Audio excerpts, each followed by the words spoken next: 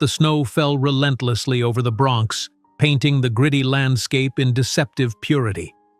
Inside her small apartment, Desiree Williams paced nervously, rearranging the same pillow for the 5th time.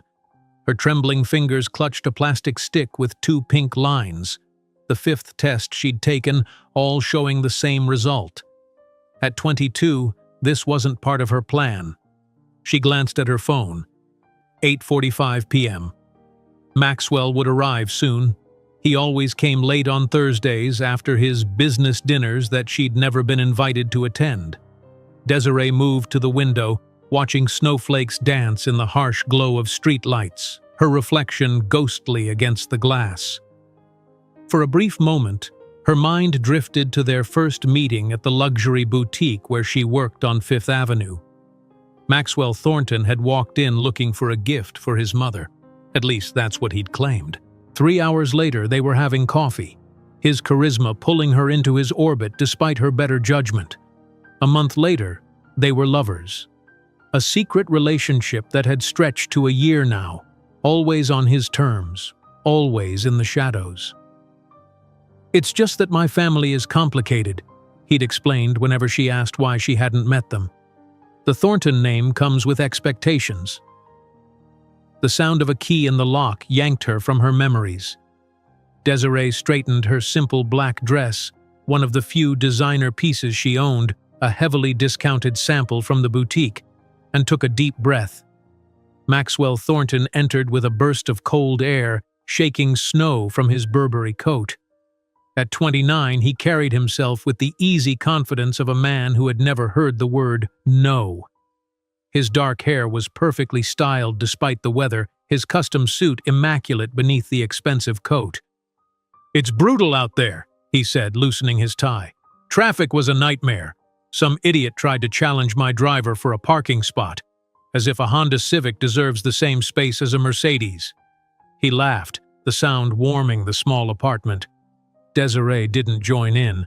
Her hands were clenched so tightly together that her knuckles had gone white. "We need to talk," she said, her voice barely above a whisper. Maxwell's eyebrows rose slightly as he hung his coat. "That sounds ominous. Let me pour a drink first. I'm pregnant." The words hung in the air between them. Maxwell froze, his hand suspended midway to the bottle of Macallan he'd brought weeks ago. Slowly, he turned to face her. "You're what?" His voice was dangerously quiet. Desiree swallowed hard. "I'm pregnant. 4 months along, actually. I've been to the doctor. It's twins." The change in his expression was instantaneous and chilling. The warm smile vanished, replaced by something cold and calculating that she'd never seen before. His eyes narrowed as they swept over her still slim figure. "Are you sure they're mine?" The words cut through the air like ice shards. Desiree stepped back as though he'd slapped her. "How can you ask me that? You know I've only been with you." Maxwell's laugh was nothing like the warm sound from moments before. It was hollow, devoid of humor, echoing in the small apartment like a mockery. "Don't be naive, Desiree. This wasn't in my plans." He moved to the window, looking out at the city as though seeking escape routes. "It wasn't in mine either," she replied, fighting to keep her voice steady. "But we're in this together, right?" When he turned back, his face was a mask of cool detachment. "Together?" He gestured around the modest apartment. "You really think this would work? A black girl from Harlem pregnant with twins?" His eyes were merciless. "You don't fit in my world of Wall Street and Hamptons parties." Desiree felt something break inside her. "Your world? I thought we were building something together." Maxwell spotted the ultrasound image on the coffee table. He picked it up, studied it briefly with clinical detachment, then tossed it back down carelessly. Twins. Fascinating. His tone suggested they were discussing a mildly interesting scientific phenomenon, not his unborn children. "But I love you," Desiree whispered, hating how pathetic the words sounded even as they left her lips. "Love?" Maxwell's laugh was sharper this time. "You're a mistake, Desiree, a burden I should never have carried. My family would never accept someone like you, let alone bastards that might threaten our lineage." Each word was a precise incision, surgical in its cruelty. Desiree sank onto the couch, one hand instinctively moving to her stomach. "You don't mean that," she said, though the conviction in his eyes told her otherwise. Maxwell began moving around the apartment, collecting the few possessions he'd left there over the past year: a spare tie, cufflinks, an expensive watch. "I've been meaning to have this conversation anyway," he continued, his voice eerily calm. "You're not enough, Desiree. Frankly, you're boring. I needed a distraction while Melissa was in Europe. Now she's back, and we're getting married in June." The room seemed to tilt beneath her. "Melissa? You're engaged?" "Melissa Cambridge. Her father owns Cambridge Cosmetics." He said it as though she should recognize the significance. "The arrangement has been in place for years. The European trip was her final fling before settling down." "And I was yours," Desiree said numbly. Maxwell didn't bother denying it. He checked his watch, platinum, worth more than 6 months of her rent. "I need to go. Melissa's waiting at Per Se. I told her I had a late meeting." He reached into his jacket and removed an envelope, tossing it onto the coffee table next to the ultrasound. "There's $5,000 in there. Take care of the problem or don't. The choice is yours. But don't contact me again." Desiree stared at the envelope, then at him. $5,000? That's what our children are worth to you? Maxwell adjusted his tie, already mentally departed. "Consider it severance pay. We had fun, but playtime's over." He retrieved his coat. "I've already called my lawyer. If you try to claim these children are mine, you'll face a legal battle you can't afford. And if by some miracle you proved paternity, the trust fund stipulations would ensure they never see a penny." The clinical precision of his planning made her stomach turn. This wasn't an impulsive reaction. He'd prepared for this possibility. "You've thought this through," she said quietly. "I'm a Thornton. We plan for all contingencies." He paused at the door. "You should know. Your position at the boutique may become untenable. The owner is a family friend." Before she could respond, he was gone, the door closing with decisive finality behind him. Desiree sat motionless, clutching her stomach, the ultrasound image of her babies, their perfect little profiles visible in grainy black and white, lying discarded on the table. Through the window, she watched Maxwell enter his waiting Mercedes, never looking back as it pulled away into the swirling snow. It was only then that she allowed herself to break, sobs tearing from her throat as she slid from the couch to the floor, curled around her unborn children like a wounded animal. The week that followed passed in a nightmarish blur. True to Maxwell's word, she received termination papers from the boutique. Failure to represent the brand image appropriately was the official reason. Her phone calls went unanswered, her emails returned. It was as though an invisible wall had descended, cutting her off from her former life. When she attempted to apply for assistance, she encountered bureaucratic obstacles at every turn. Forms mysteriously lost, appointments rescheduled, then cancelled. The Thornton influence stretched farther than she'd imagined. By February, she was sleeping in temporary shelters, lining up for free meals while desperately searching for employment. Her resume, once impressive with the Fifth Avenue boutique as her reference, now met with polite rejections or, more often, silence. In the waiting rooms of government offices and clinics, she would see them in magazines, Maxwell and Melissa Cambridge, glittering at charity galas and society events. "Manhattan's golden couple," one caption read, describing their June wedding as the social event of the season. The worst day came in late February. After waiting 4 hours at an employment agency, she was told no positions were available for her in her condition. Walking out into the bitter cold, skipping lunch to save her last few dollars, Desiree felt hope slipping away. "You look like you could use some food, honey," a voice called from the doorway of a modest restaurant. A middle-aged Puerto Rican woman stood there, arms folded against the cold. "I'm Rosa. I own this place, and I need a waitress. The last one quit yesterday." Desiree hesitated. "I'm pregnant, with twins." Rosa's eyes softened as they took in Desiree's situation. "I can see that. Due in what, May?" "June." "Well, June is still months away. I need help now."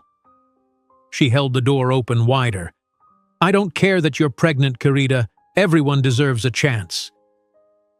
That night, serving tables at Rosa's modest Queen's restaurant, Desiree found herself smiling for the first time in weeks. The work was exhausting, but Rosa's kindness and the simple dignity of earning money again restored something she hadn't realized was missing. After closing, counting her modest tips, Desiree confessed her fears to Rosa. "I don't know how I'll do this," she admitted, hand resting on her growing belly. "But I'll prove him wrong. About everything." When June arrived, bringing oppressive heat to the city, Desiree's waters broke during the dinner rush. Rosa closed the restaurant immediately, driving her to the hospital in her ancient Buick. Jaden arrived first, followed 7 minutes later by his sister Zora, both with powerful lungs and their father's unmistakable features. That same weekend, the society pages exploded with coverage of the Thornton-Cambridge wedding at the Hamptons estate. While Desiree nursed her newborns in the makeshift nursery Rosa had prepared in the restaurant's back room, Maxwell was honeymooning on a private island in the Caribbean. Cradling her babies in the small hours of the morning, Desiree made a promise over their improvised cribs. "One day, you'll have everything you deserve, and he'll see exactly what he walked away from." As she fell asleep with her newborns beside her, Desiree couldn't imagine that 15 years later she would be coordinating Maxwell's wedding with a business empire 3 times the size of his own. The morning after making her promise to the twins, Desiree awoke to the sound of their hungry cries. Her body ached from childbirth, but there was no time for recovery. Babies needed to be fed, rent needed to be paid, and life refused to pause for her pain. "Good morning, my little fighters," she whispered, lifting Jaden first, then Zora, to nurse them in the makeshift bedroom Rosa had created from the restaurant's storage space. A small window let in the summer sunshine, illuminating the dust particles dancing in the air. The space was humble: a twin bed, a dresser with a cracked mirror, and 2 wooden crates padded with blankets serving as cribs. But it was safe. 3 weeks later, Desiree stood behind the boutique's gleaming glass doors on 5th Avenue, staring at the place that had once been her workplace. She'd dressed carefully in her best remaining outfit, a navy dress she'd altered to fit her post-pregnancy body, and had practiced her speech all morning. Perhaps they would reconsider. Perhaps the manager would remember her sales record, her punctuality, her rapport with clients. "I'm sorry, but you need to leave." The security guard appeared before she could even touch the handle. "Management has instructed that you're not permitted on the premises." "I just want to speak with Vivian," Desiree said, referring to the manager who had once praised her as the store's rising star. "Ms. Lawrence is unavailable." His expression softened slightly.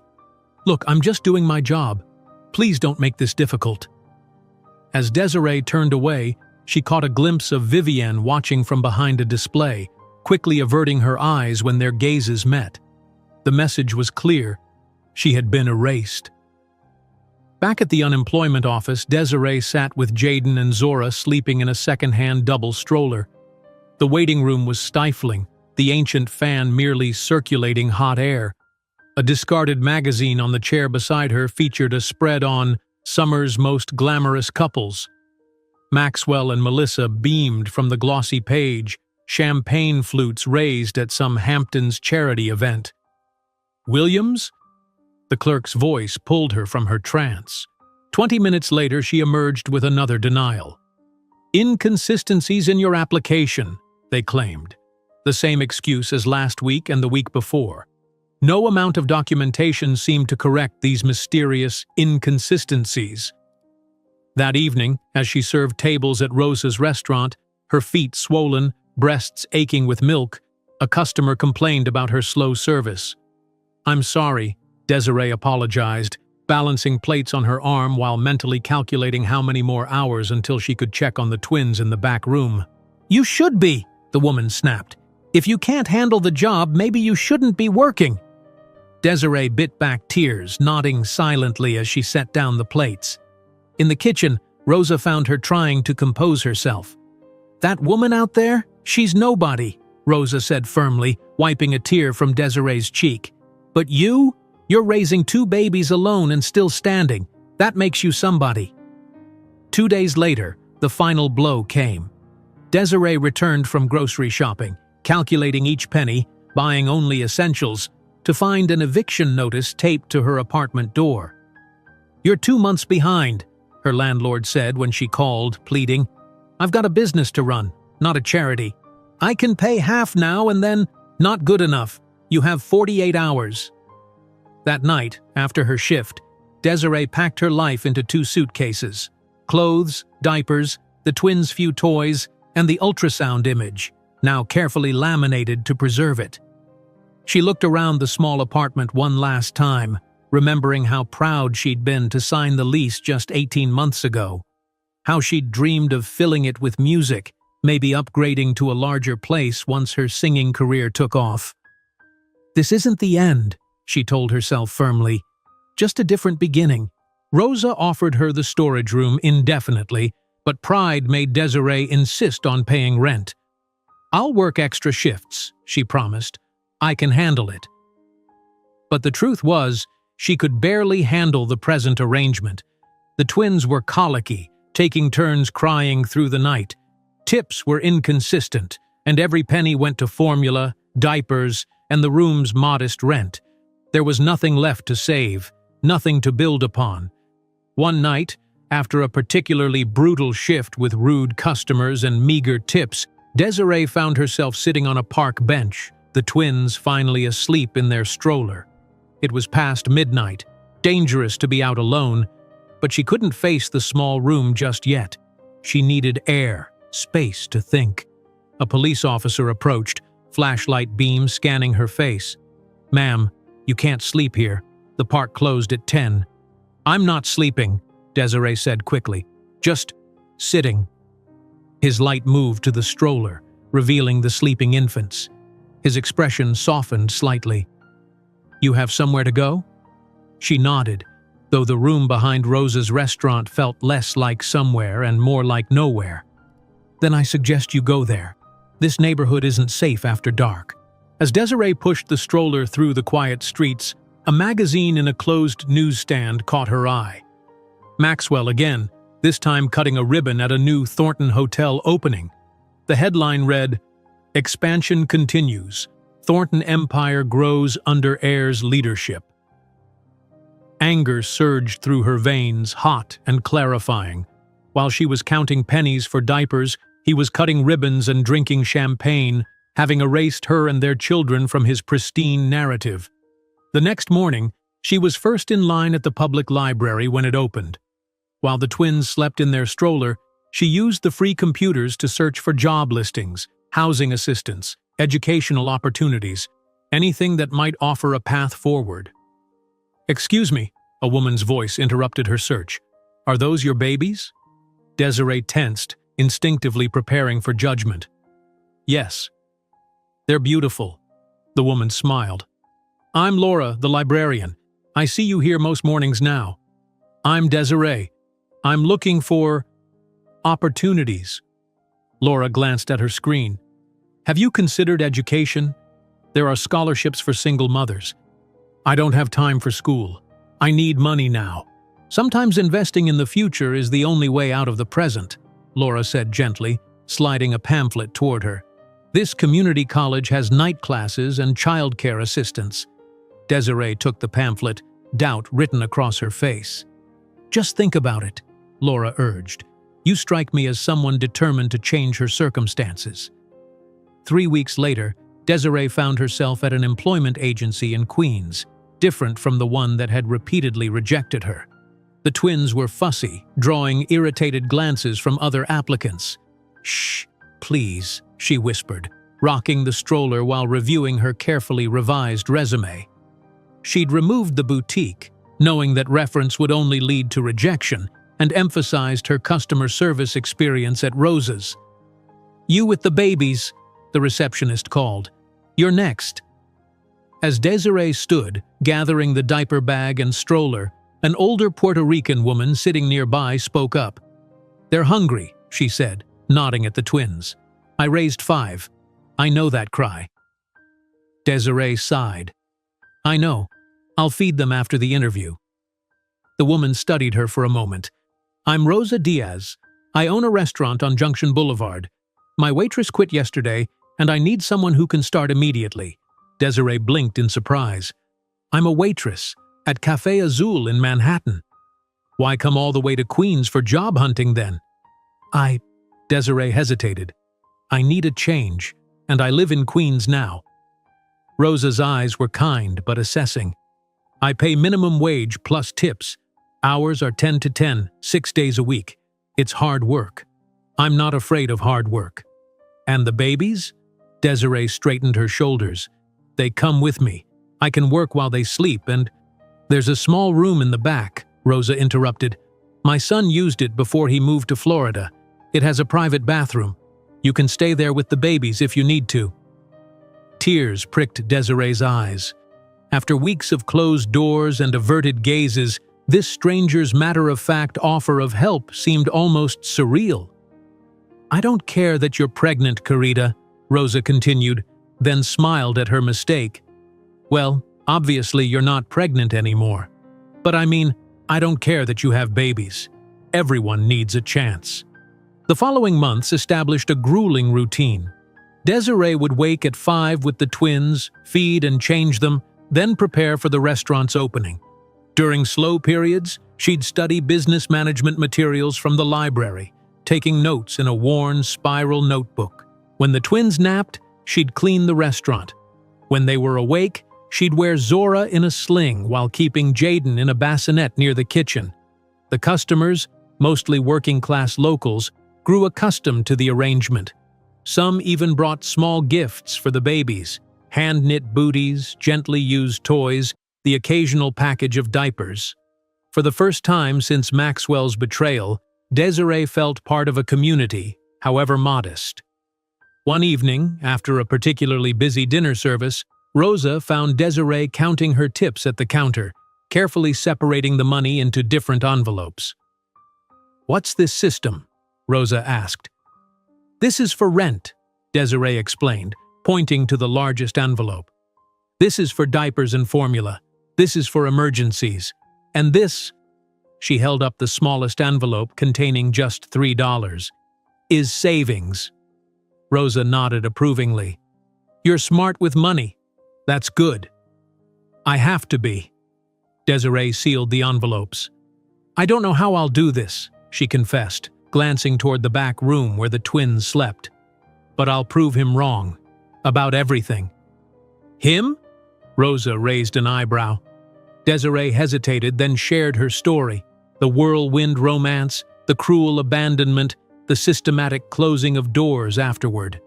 She spoke of Maxwell's cutting words, his dismissal of her as not enough, as boring, as someone who didn't fit in his world. Rosa listened silently, her expression darkening. When Desiree finished, the older woman took her hands firmly. "That man didn't just abandon you, Carita. He abandoned himself, his integrity, his responsibility, his humanity. But you? You keep moving forward, one foot in front of the other." She glanced toward the back room. "Those babies don't know it yet, but they hit the lottery with you as their mother." That night, as Desiree nursed the twins in the small room that had become their home, she allowed herself to imagine a different future, not one of mere survival, but of triumph. A future where her children would have opportunities, security, and pride in their mother's achievements. Counting the $3 in her savings envelope, Desiree didn't know that she was taking the first step toward a financial empire that would one day make Maxwell Thornton beg for her attention. The rain poured relentlessly on that June evening, as if the heavens themselves were announcing the arrival of Desiree's twins. Each contraction came faster than the last, her knuckles white as she gripped Rosa's hand in the back of the taxi speeding toward Queen's General Hospital. "Respira, querida," Rosa coached, her voice steady despite the panic in her eyes. "The babies are coming, but you are stronger." Desiree nodded through gritted teeth, her mind flashing bizarrely to a magazine cover she'd seen that morning. Maxwell and Melissa's wedding featured prominently, their ceremony scheduled for this very weekend at the Thornton estate in the Hamptons. While she fought through labor pains in a taxi that smelled of cigarettes and pine air freshener, Maxwell would be sipping champagne under white tents, celebrating his perfect union with his socially acceptable bride. The hospital's fluorescent lights were harsh against her sweat-dampened skin as nurses rushed her into the delivery room. "Where's the father?" one asked mechanically, clipboard poised. "Not coming," Desiree managed between contractions. "Just her. She's my person." Rosa squeezed her hand in silent solidarity as the doctor announced Desiree was fully dilated. What followed was a blur of pain, determination, and finally, miraculously, the sharp, indignant cry of her firstborn. "It's a boy," the doctor announced, holding up the tiny, wrinkled infant before placing him briefly on Desiree's chest. She barely had time to register his perfect face before another contraction seized her. 7 minutes later, Zora entered the world, her cries even more insistent than her brother's. "They're fighters," Rosa whispered, tears streaming down her weathered cheeks, "just like their mama." Hours later, exhausted but unable to sleep, Desiree cradled both babies in the narrow hospital bed. Their features were unmistakable. Maxwell's aristocratic nose, his defined jawline already hinted at in their tiny faces. But their eyes, when briefly open, held her determination. "You are perfect," she whispered, her voice breaking. "You are not a mistake. You are not a burden. You are my strength." She traced their tiny fingers, counting each one, marveling at the miracle she'd created despite everything stacked against her. "Your father said we wouldn't fit in his world," she told them softly, "so we'll build our own." 3 days later, Desiree settled into the back room at Rosa's restaurant with the twins. The space felt palatial compared to the hospital room, a real bed, a makeshift changing table fashioned from an old dresser, and 2 sturdy wooden crates padded with soft blankets that Rosa had prepared as cribs. "My son slept in a drawer when he was born," Rosa had explained pragmatically. "These babies have luxury accommodations in comparison." That first week passed in a haze of sleepless nights, endless feedings, and healing from childbirth. Rosa had arranged for her niece to cover Desiree's shifts, insisting she take at least 2 weeks to recover. "The restaurant survived before you," she'd said firmly. "It will survive 2 weeks without you." On the twins' 1-week birthday, Rosa arrived with a newspaper and a troubled expression. "You don't need to see this," she said, hesitating at the door. "But I thought perhaps you should." The society section featured a 2-page spread of the Thornton-Cambridge wedding. Melissa looked radiant in a custom Vera Wang gown, her blonde hair arranged in an elegant updo beneath a cathedral-length veil. Beside her, Maxwell beamed in a bespoke tuxedo, champagne flute raised in a toast to "forever." Desiree's eyes lingered on his face, the face she'd once believed held genuine affection for her, the same face that had coldly dismissed her and their children as mistakes. The article described the 500-guest celebration as the wedding of the year, noting that the couple would honeymoon on a private island in the Caribbean before returning to their newly renovated Upper East Side penthouse. Something hardened inside Desiree as she read those words. While she fought to keep her newborns fed and housed while she recovered from bringing his children into the world, Maxwell was drinking champagne on a beach, having thoroughly erased her from his narrative. "Thank you," she said quietly, handing the paper back to Rosa. "I needed to see that." "Why?" Rosa asked, genuinely confused. "Why hurt yourself this way?" "Because it reminds me what I'm fighting against," Desiree replied, looking down at the sleeping twins. Not him specifically, but a world that makes it so easy for men like him to walk away, while women like me have to fight for every inch of ground. 2 weeks later, Desiree returned to work with a new fire in her eyes. She'd established a system. The twins remained in the back room, monitored by a baby monitor Rosa had purchased. During slow periods, Desiree would check on them, feed them, change them. During busy times, Rosa herself would often peek in, humming Spanish lullabies when they fussed. Customers grew accustomed to seeing Desiree emerge from the back room with a baby on her hip, or later, wearing Zora in a sling while she took orders. Rather than complaint, most responded with empathy. Regular patrons began bringing small gifts, hand-knitted booties, gently used onesies, occasionally even packages of diapers. "The community takes care of its own," Rosa explained when Desiree expressed surprise at the kindness. "Not like those fancy Manhattan people who step over the homeless on their way to charity galas." As the twins reached 3 months, Desiree established a grueling but sustainable routine. She woke at 5 each morning, feeding and changing the babies before preparing for the restaurant's opening. Between serving tables, she studied business management books from the library, free online courses accessed through the restaurant's ancient computer, marketing strategies gleaned from outdated textbooks. "Why business?" Rosa asked one evening, finding Desiree hunched over a thick volume titled Fundamentals of Small Business Management, Jaden sleeping in her lap while Zora dozed in her crib. "Because I need to understand how money works," Desiree replied without looking up. "How it flows, how it grows, how it can work for you instead of you always working for it." Rosa nodded approvingly. "Smart girl. My husband, God rest his soul, he worked hard his whole life but never understood this. He made money, but money never made him anything in return." When the twins reached 6 months, the restaurant faced a difficult period. Winter had arrived, bringing bitter cold that kept many regular customers home. Weeknight dinners were particularly slow, with Desiree sometimes serving only 3 or 4 tables during her entire shift. "We need more customers," she told Rosa one night as they cleaned up after another disappointing evening. "It's always slow in winter," Rosa shrugged resignedly. "People don't want to go out in the cold." Desiree frowned thoughtfully, bouncing Jaden on her hip. "They might, if they had a good reason. What if we offered something special? Something they couldn't get at home?" "Like what?"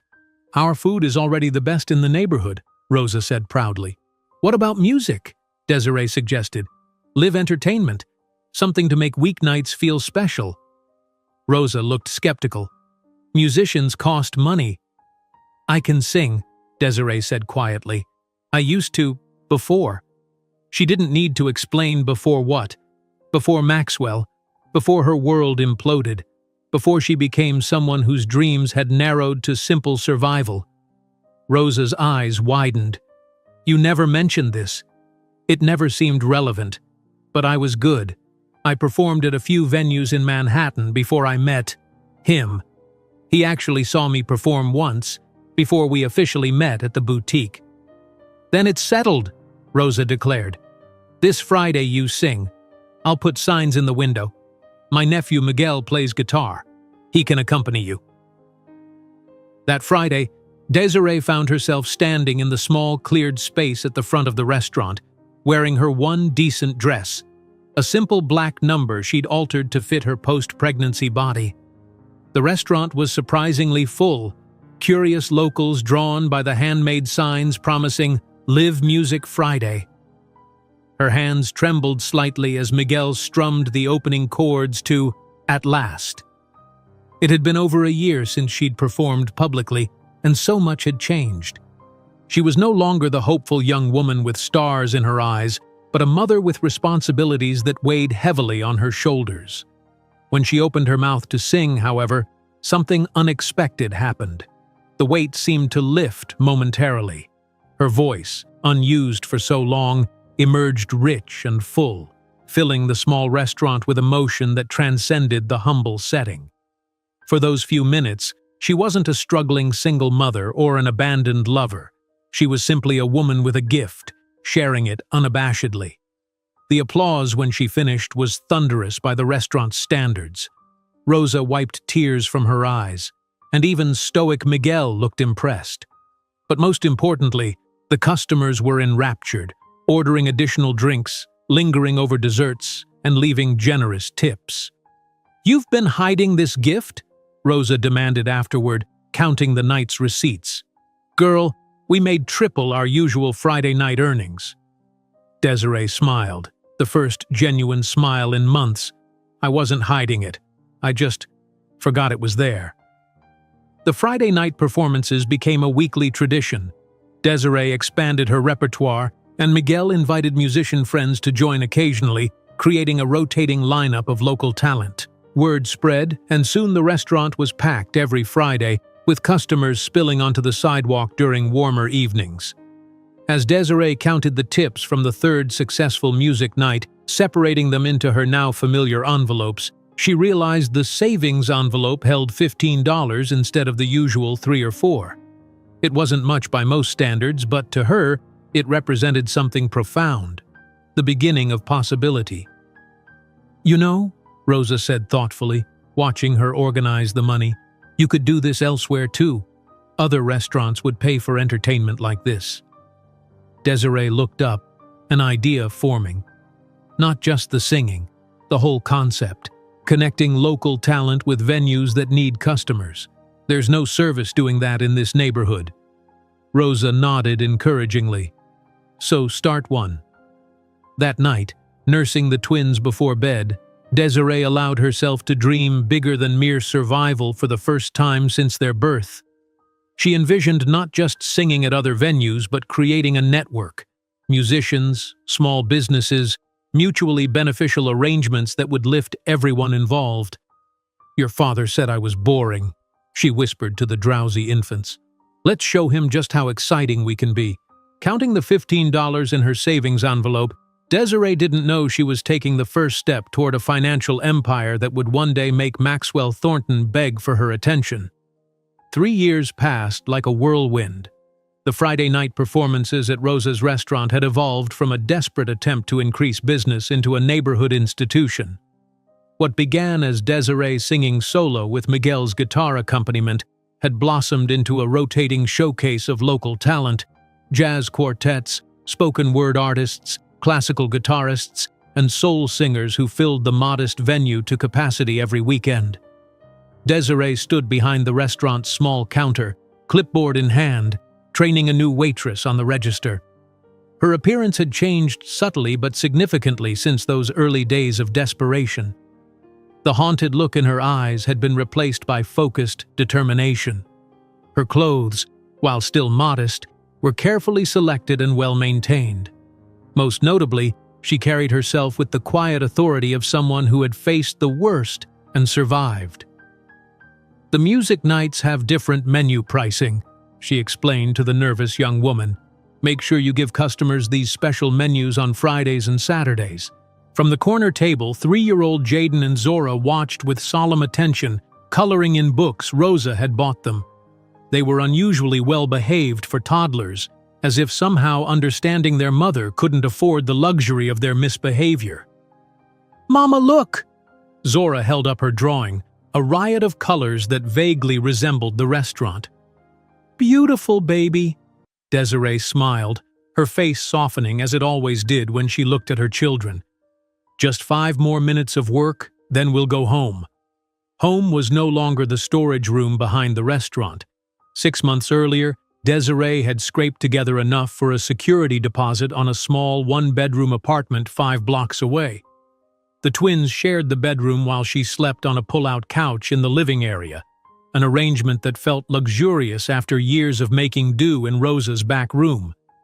Rosa emerged from the kitchen, wiping her hands on her apron as she surveyed the restaurant. What had once been a struggling neighborhood eatery now bustled with energy. The walls, once bare, displayed local artwork available for purchase. The tables, once wobbly, had been replaced with sturdier versions. Even the lighting had been upgraded, creating a warm ambiance that encouraged customers to linger. "You have transformed my little restaurant," Rosa said, watching Desiree finish the training session. "Imagine what you will do with your own business." Desiree smiled, but her eyes revealed the weight of her ambition. "I'm working on it. The music nights are just the beginning." Later that evening, after tucking the twins into their shared bed, Desiree spread her papers across the small kitchen table.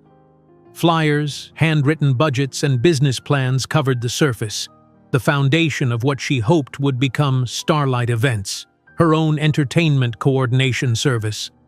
Her phone buzzed with a text from Miguel.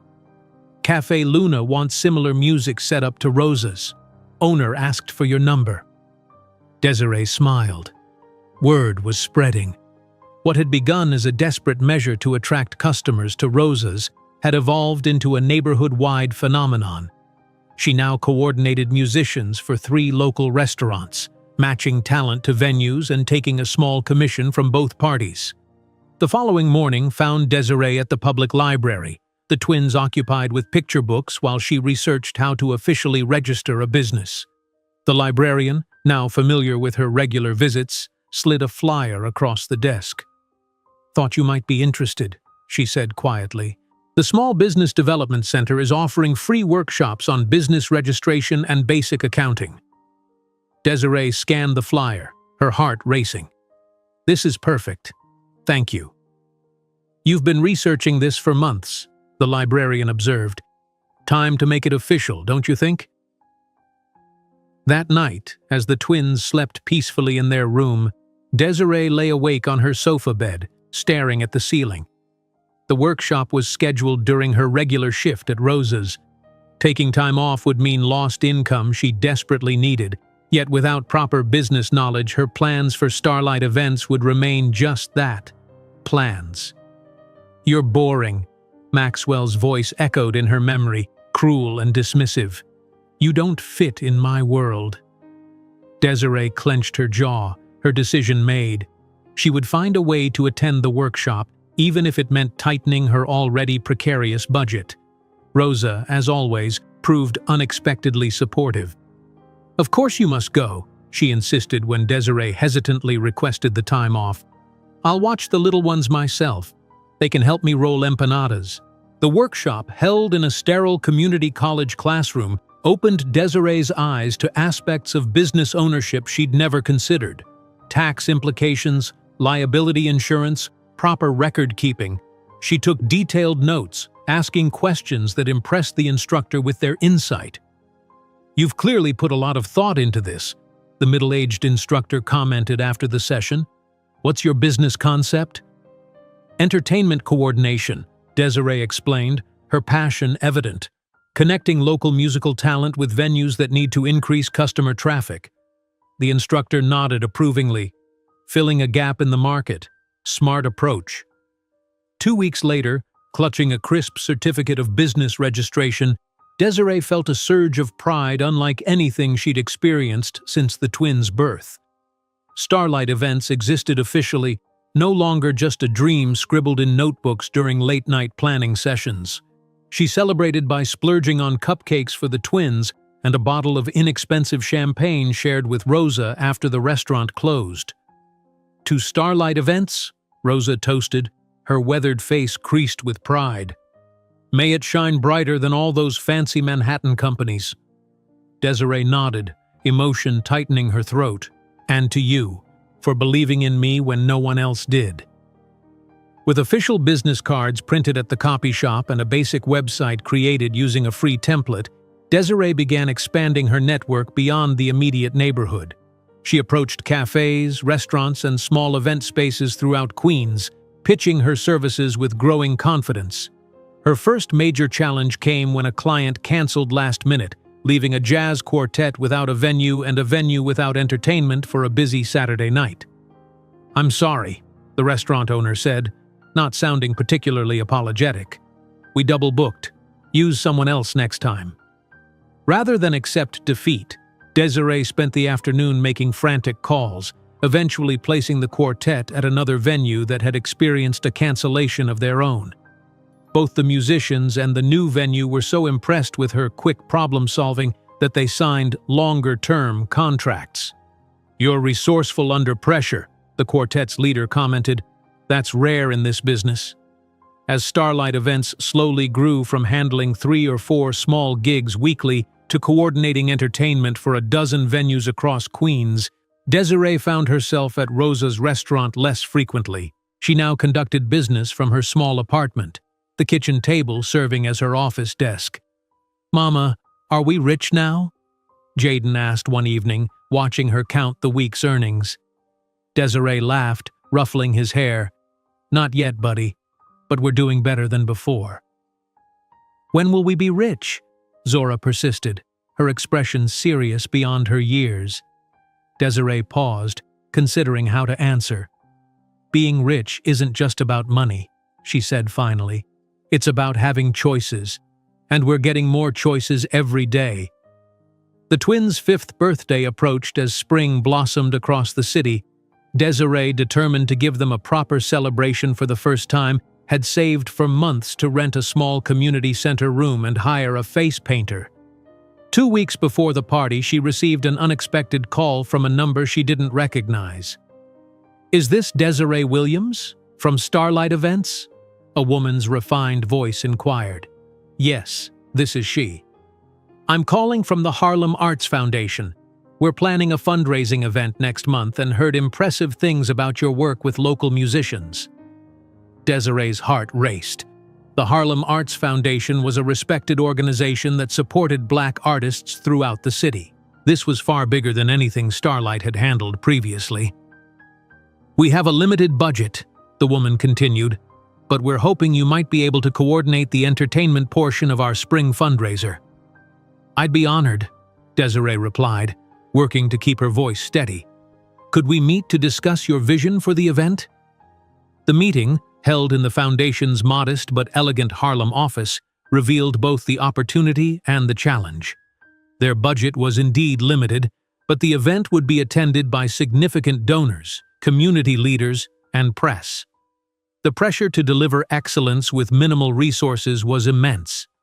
For the next 3 weeks, Desiree worked tirelessly, calling in every favor, negotiating rates with musicians, and strategizing how to create maximum impact with minimal expenditure.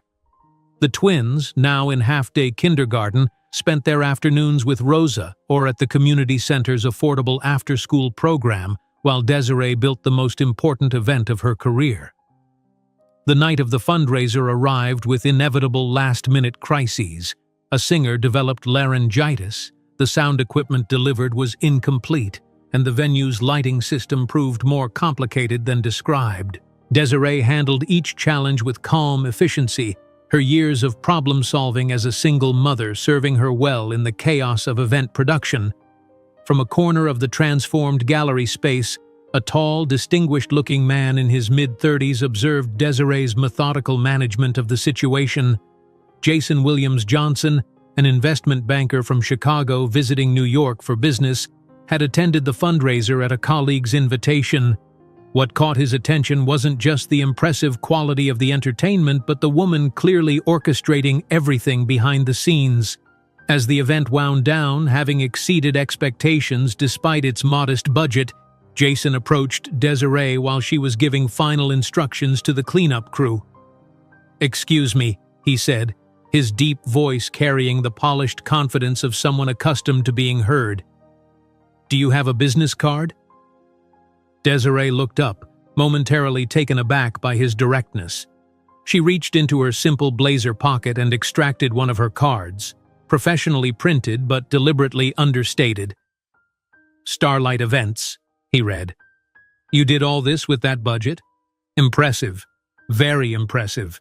Thank you," she replied cautiously, years of hardship having taught her to be wary of smooth-talking men in expensive suits.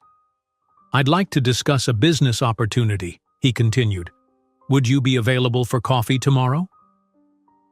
The following morning, despite her misgivings, Desiree met Jason at a small cafe near her apartment. She'd arranged for Rosa to watch the twins, telling herself this was strictly professional, regardless of how attractive she found him. Jason didn't waste time on small talk. "What you accomplished with that event was remarkable. You maximized impact while minimizing expenditure. Exactly the kind of efficiency I respect. Thank you, Desiree replied, still cautious. I'm interested in investing in businesses with growth potential, he explained, particularly those led by entrepreneurs from underrepresented communities. Desiree raised an eyebrow. And you think Starlight qualifies? I know it does. I've already done some research. You've built a growing business from nothing without loans or family money. His expression softened slightly. That takes something special, Desiree. She studied him, looking for the catch. I'm not interested in selling my company or giving up control. I wouldn't expect you to, he replied.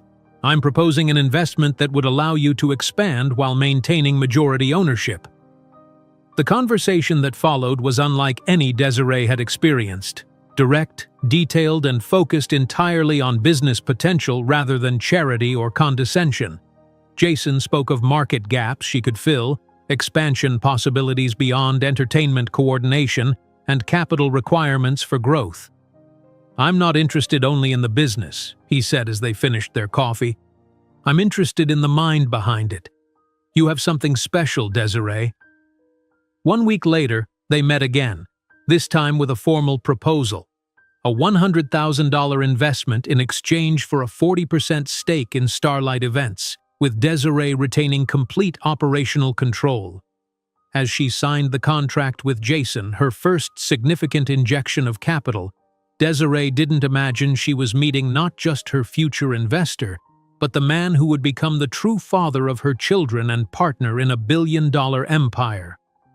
Jason's investment proved to be the catalyst Desiree had been waiting for.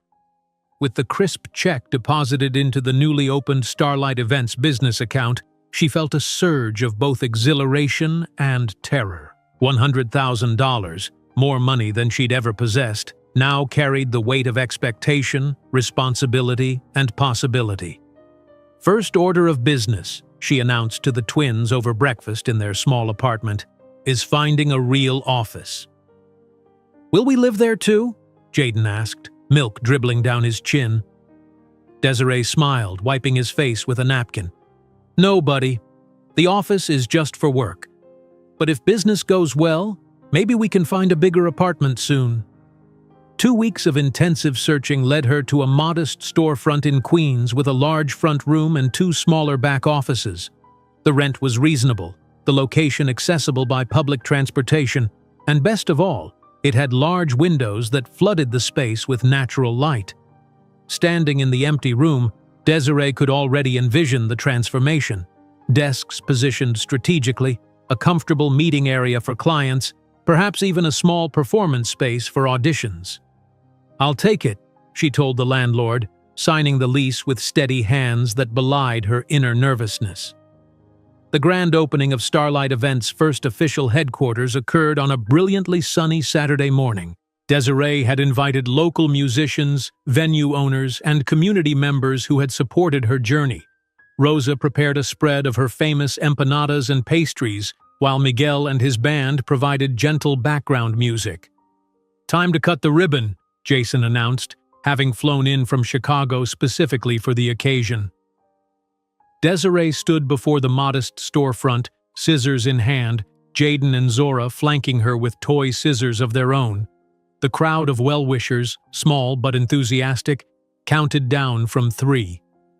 Welcome to the official home of Starlight Events, Desiree announced as the ribbon floated to the ground, her voice steady despite the emotion threatening to overwhelm her. This moment, this achievement, stood in stark contrast to the devastation she'd felt in that snow-covered apartment 3 years earlier. The following weeks were a whirlwind of activity. Desiree purchased office furniture, computers, and a professional phone system. She developed a more sophisticated website with online booking capabilities. Most importantly, she began interviewing candidates for her small but growing team. Tell me why you want to work for Starlight, she asked each applicant, studying their responses carefully. One candidate, a polished young woman with an impressive resume from a larger agency, answered confidently, "Your company's growth trajectory shows promising financial potential." Another, a music student with limited experience but boundless enthusiasm, replied, "I believe in connecting artists with audiences who need their music. That's what Starlight does, right? You create those connections." Desiree hired the latter, along with 2 other team members who demonstrated similar understanding of her vision. "I'm not just looking for skills," she explained to Jason during one of their regular strategy calls. "I need people who understand our mission of authenticity." With her core team assembled, Desiree focused on expanding Starlight's reach beyond Queens. Her strategy sessions with Jason became increasingly sophisticated, moving from basic operations to market positioning and brand identity. "The major agencies are missing something crucial," Desiree explained, pacing the small conference room during one such meeting. "They present diversity as a checkbox, something to be ticked off rather than genuinely embraced." Jason nodded thoughtfully. "There's definitely a vacuum there. The big agencies ignore authentic diversity. We can fill that gap." "Exactly," Desiree replied, her eyes lighting up. "We're not just selling events, we're selling genuine human connections." As Starlight's reputation grew, so did its client list. What began as neighborhood restaurants and community centers expanded to include corporate events, product launches, and private celebrations. Desiree's presentations to potential clients evolved from nervous pitches to confident demonstrations of value. "When you hire Starlight," she told a room full of marketing executives at a midtown office, "you're not just getting entertainment, you're getting authentic connections with audiences you've been trying to reach." Her growing success allowed for significant improvements in the twins' lives. At 5 years old, Jaden and Zora transferred from public kindergarten to a small private school with an arts-focused curriculum. Their new backpacks, uniforms, and school supplies were purchased without the painful budgetary calculations that had characterized every previous expenditure. One evening, as Jason had begun spending more time in New York to oversee his investment, he arrived at Desiree's apartment with a beautifully wrapped package. "A little something for Jaden," he explained, somewhat sheepishly. "I noticed his interest in strategy games when I was here last week." Inside was an exquisite chess set with hand-carved wooden pieces. Jaden's eyes widened as Jason patiently explained the rules, setting up the board on the living room floor. "The knight moves in an L shape," Jason demonstrated, moving the piece across the board. "Like this." Desiree watched from the kitchen doorway, a strange warmth spreading through her chest as Jaden absorbed the instructions with intense concentration. There was something profoundly moving about seeing her son engaged in such focused interaction with a man who showed genuine interest in his development. "Your turn," Jason encouraged, after explaining the basic moves. "Let's see what you've learned." To both adults' surprise, Jaden demonstrated an immediate aptitude for the game, quickly grasping not just the mechanics, but the underlying strategy.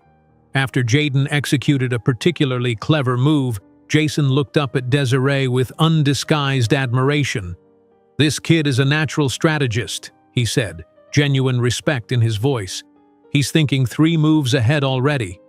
Not to be outdone, Zora soon demonstrated her own remarkable talent. During a client meeting at the office, she had wandered over to the small, upright piano Desiree had purchased for the reception area, picking out a simple melody by ear. "Has she had lessons?"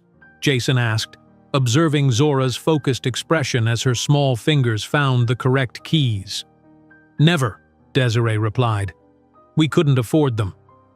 The following week, a piano teacher arrived at their apartment, a gift from Jason that Desiree accepted after some hesitation. As Zora played her first halting scales, Jason applauded enthusiastically, a special connection forming between them over their shared appreciation for music. These peaceful days of growth and expansion were interrupted abruptly one Tuesday morning when Desiree's phone rang just as she arrived at the office. "Ms. Williams? This is Patricia Lowell from Global Electronics. I'm afraid we need to cancel our event scheduled for Thursday." Desiree's stomach dropped. Global Electronics represented Starlight's largest contract to date, a product launch with a $50,000 budget, scheduled in just 48 hours. "May I ask why?" she managed, struggling to keep her voice professional. "Our CEO has decided to go with another agency, one he's worked with previously. I realize this is last minute, and I apologize for the inconvenience." After hanging up, Desiree gathered her team in the conference room, not bothering to hide the gravity of the situation. "Global Electronics just canceled. We're looking at a $50,000 loss if we don't find a replacement event. The venue is booked, the performers are contracted, and we've already invested in production elements." The room fell silent, the reality of potential financial ruin hanging heavy in the air. Starlight was still new, still vulnerable. A loss of this magnitude could destroy everything they'd built. "We could sue for breach of contract," suggested her operations manager tentatively. Desiree shook her head. "That would take months, if not years. We need a solution now." She paced the room, mind racing through possibilities. Suddenly she stopped, a determined gleam in her eye. "We're going to transform this. Contact every media connection we have. Music journalists, event bloggers, social media influencers. We're hosting a showcase." "A showcase?" her assistant echoed uncertainly. "Free admission. We'll feature all the talent we've been representing. Make it an industry event. Invite venue owners, corporate event planners, everyone who might hire our artists in the future." The team sprang into action, transforming crisis into opportunity. For the next 48 hours, they worked around the clock, reconfiguring the product launch into a talent showcase. The venue remained the same, but instead of promoting electronics, they would be promoting their own roster of performers. On Thursday evening, Desiree stood at the entrance of the venue, greeting arriving guests with outward confidence that masked her inner terror. Would anyone show up to a hastily arranged showcase? Had they just thrown good money after bad? To her astonishment, the space filled quickly. Media representatives, curious about the last-minute invitation. Corporate event planners, intrigued by the promise of discovering new talent. Venue owners, always on the lookout for fresh acts to book. The showcase unfolded beautifully, each performer representing a different facet of Starlight's diverse talent roster. Jazz combos, spoken word artists, classical musicians, R&B singers, all demonstrating excellence that transcended their relative obscurity. Among the attendees, Desiree noticed several executives from major corporations, including, ironically, 2 vice presidents from Global Electronics, who had apparently not received the memo about the cancellation. "This is extraordinary," commented one corporate event planner approaching Desiree during intermission. "The quality and diversity of talent you've assembled. If this is how you respond to problems, I'm impressed." By evening's end, Desiree's inbox was flooded with follow-up requests, including several that far exceeded the value of the cancelled Global Electronics event. That night, Desiree and Jason celebrated in her new apartment, a modest but significantly larger 2-bedroom in Queens that the twins no longer had to share. "To crisis management," Jason toasted, raising his champagne glass, "and the woman who turns disasters into triumphs." Later, after the twins were asleep, they stood on the small balcony overlooking the neighborhood, the night air cool against their skin.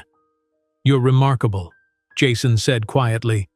"What you did today, most people would have collapsed under that pressure." "I didn't have the luxury of collapsing," Desiree replied.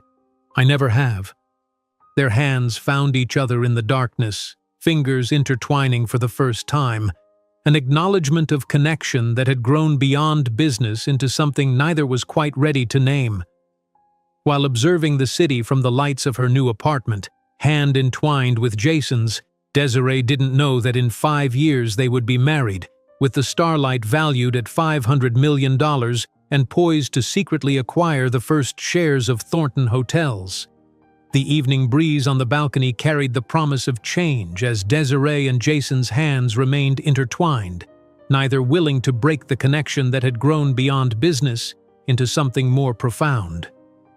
3 years passed with the speed of a New York minute, yet with the weight of a lifetime of transformation. The Starlight had expanded beyond event coordination into talent management and content production, becoming a respected name in an industry that had once seemed impenetrable to a single mother from Queens. What began as a desperate attempt to survive had blossomed into a thriving enterprise that now occupied a gleaming office building in downtown Brooklyn, employing 30 full-time staff and representing over 200 artists across the metropolitan area. On a crisp autumn morning, Desiree stood in the marble-floored lobby of the Brooklyn courthouse, her heart racing with anticipation. Jason waited beside her, dressed in an impeccable navy suit, his normally confident demeanor tinged with rare nervousness. 8-year-old Jaden and Zora fidgeted in their Sunday best, understanding that today marked something momentous but not fully comprehending its significance. "All rise," the bailiff announced as the judge entered the family court chamber. The adoption proceedings were brief but profoundly moving. Jason knelt before the twins, his voice thick with emotion as he made his vows. "Jaden, Zora, from this day forward, I promise to be your father, not just in name, but in every way that matters. I will support your dreams, guide you through challenges, and love you unconditionally for all the days of my life." Tears streamed down Desiree's face as the judge pronounced the final words. "By the power vested in me by the state of New York, I hereby declare these children legally adopted, with all rights and privileges thereto. From this day forward, they shall be known as Jaden and Zora Williams Johnson." Outside the courthouse, Jason lifted both children onto his shoulders, their laughter echoing through the concrete canyon of downtown Brooklyn. Desiree captured the moment on her phone, the image a stark contrast to the isolation she had felt in that hospital room 8 years earlier. 2 weeks later, they moved into their new home, a spacious brownstone in Brooklyn Heights with bay windows overlooking the Manhattan skyline. Desiree stood in the doorway of the twins' rooms, separate bedrooms for the first time in their lives, watching as they explored their new domains with wide-eyed wonder. "Is this really ours, Mom?" Zora asked, running her fingers along the built-in bookshelf that Jason had already filled with classic children's literature and sheet music for her growing piano repertoire. "Yes, baby. This is our home, built with our work, our determination." Jason appeared behind her, wrapping his arms around her waist. "Built with love," he added softly. The twins flourished in their new environment. Jaden, enrolled in a prestigious private school known for its mathematics program, quickly distinguished himself in regional chess competitions. His logical mind seemed perfectly suited to the game's complex strategies, and he absorbed new concepts with a hunger that impressed even his most experienced coaches. At the state championship in Albany, Jaden faced opponents twice his age with calm determination. When he executed the winning move in the final round, Jason lifted him onto his shoulders, parading him around the venue while Desiree clutched her chest, overcome with pride. "That's my son," Jason told everyone within earshot, the words carrying a weight that brought fresh tears to Desiree's eyes. My son, not someone else's biological child he had graciously accepted, but his son in every way that mattered. Zora's talent blossomed equally dramatically. Her piano playing, once merely promising, developed into genuine virtuosity under the guidance of a renowned instructor from Juilliard's preparatory division. At her first major recital, she performed Chopin with such emotional maturity that several audience members assumed the program had misprinted her age. "She has a rare gift," her instructor confided to Desiree afterward. "The technical ability can be taught, but that intuitive understanding of the music's emotional landscape, that's innate."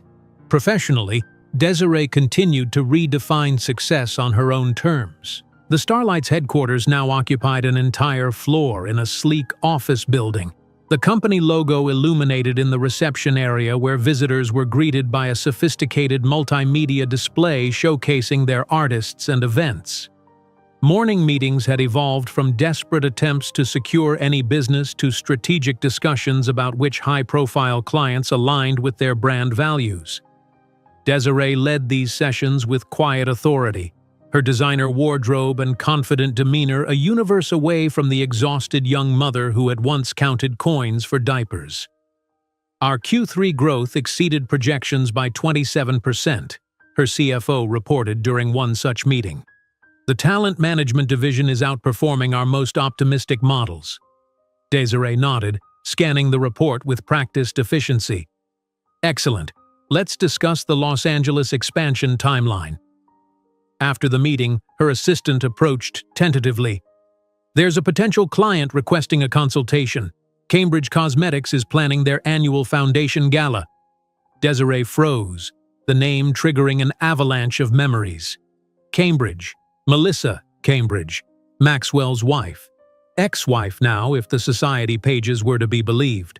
Their divorce had been finalized 2 years earlier amid rumors of his infidelity. Did they specifically request me? She asked, keeping her voice neutral. Yes, Ms. Cambridge asked for you personally. She mentioned being impressed by the Henderson Foundation event we produced last month. That evening, Desiree discussed the situation with Jason over dinner after the twins had gone upstairs to complete their homework. It's unsettling, she admitted, twirling pasta around her fork without eating it. The connection to him. Jason studied her thoughtfully. Do you want to refuse? Would that be mixing personal history with business decisions? Maybe, Jason acknowledged, but you've earned the right to choose your clients. Desiree set down her fork, her decision crystallizing. I'll accept, not out of vengeance or curiosity, but because we're the best company for the job. She straightened her shoulders. Besides, Melissa was as much a victim of his deception as I was. The Cambridge Cosmetics Foundation Gala proved to be exactly the kind of high-profile event that could elevate the starlight to new heights. Held at the Metropolitan Museum of Art, the event required months of meticulous planning, with Desiree personally overseeing every detail from lighting design to performer selection. On the night of the gala, New York's elite arrived in a parade of limousines and designer gowns. Desiree, dressed in a stunning emerald Dior that complemented her complexion perfectly, directed her team with calm efficiency from a discreet corner of the Great Hall. Midway through the evening, as the string quartet began a Vivaldi piece, Melissa Cambridge approached. At 42, she remained strikingly beautiful, her blonde hair elegantly styled, her posture regal despite the whispered rumors of emotional devastation following her divorce. Ms. Williams-Johnson, she said, extending a manicured hand. I wanted to personally thank you. This event has exceeded all expectations. I'm pleased you're satisfied, Ms. Cambridge, Desiree replied professionally. Melissa's perfectly composed expression faltered slightly.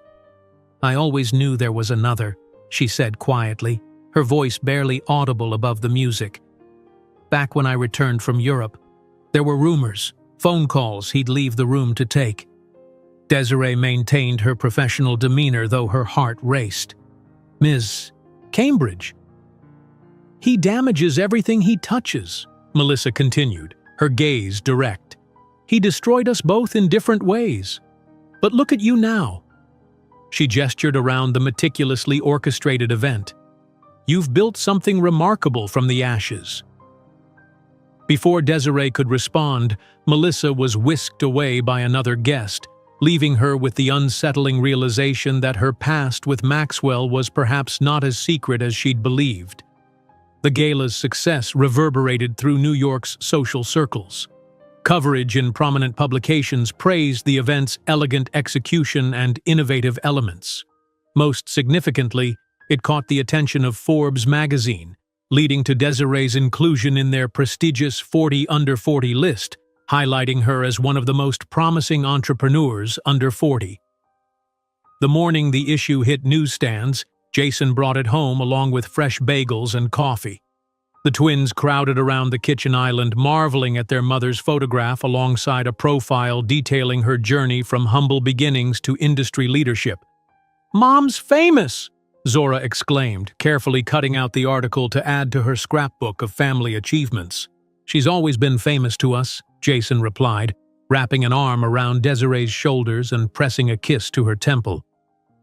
That evening, as they celebrated in their living room, the twins jumping on the sofa in uncharacteristic exuberance while Jason opened champagne, Desiree felt a profound sense of vindication. Not bitter or vengeful, but the quiet satisfaction of having proven her worth on her own terms. As the children finally settled down, exhausted from their excitement, Jason pulled a folder from his briefcase and slid it across the coffee table. "What's this?" Desiree asked, opening it to find financial statements and stock analyses. "Something interesting came across my desk today," Jason explained, his expression carefully neutral. "The Thornton Hotels are in financial difficulty. Their stock has been declining steadily for the past 18 months. Desiree studied the reports, her brow furrowing. Poor management? Partly. Maxwell's leadership has been erratic since the divorce. There are rumors of drinking problems, impulsive decisions. The board is getting nervous. "Why show me this?" Desiree asked, though something in her already knew the answer. Jason's eyes met hers, a silent understanding passing between them. It might be time for a strategic acquisition. JWJ Investments could begin purchasing shares gradually, building a position without attracting attention. Desiree stared at the Thornton Hotel's logo on the report, the stylized T that had once represented everything beyond her reach. A slow smile spread across her face, not malicious, but thoughtful. "Not revenge," she said quietly. "Justice, poetic justice." While Desiree considered the financial report on the Thornton Hotels, an idea began to form, not vengeful retribution, but elegant resolution, without imagining that within 4 years she would be organizing the wedding of the man who had abandoned her, poised to reveal a truth that would shake Manhattan society to its core. The idea of acquiring shares in the Thornton Hotels wasn't merely business strategy, it was closure. As Desiree closed the folder containing the financial reports, she felt the satisfying click of puzzle pieces falling into place. 4 years passed, transforming both her personal and professional landscapes with the steady certainty of seasons changing. By 2018, the Starlight Enterprises had evolved far beyond its humble beginnings as an event coordination service. Now a multimedia conglomerate valued at over $2 billion, the company occupied 3 full floors in a gleaming Manhattan skyscraper, its distinctive logo illuminated against the night sky, visible from miles away, a beacon of possibility. Desiree Williams Johnson, at 32, had transformed as profoundly as her company. Gone was the hesitant young woman who once counted pennies for diapers.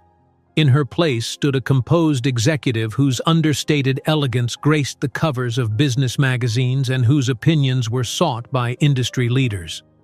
Her wardrobe of tailored designer suits and carefully selected jewelry spoke not of ostentation, but of quiet confidence, the confidence of someone who no longer needed to prove her worth to anyone.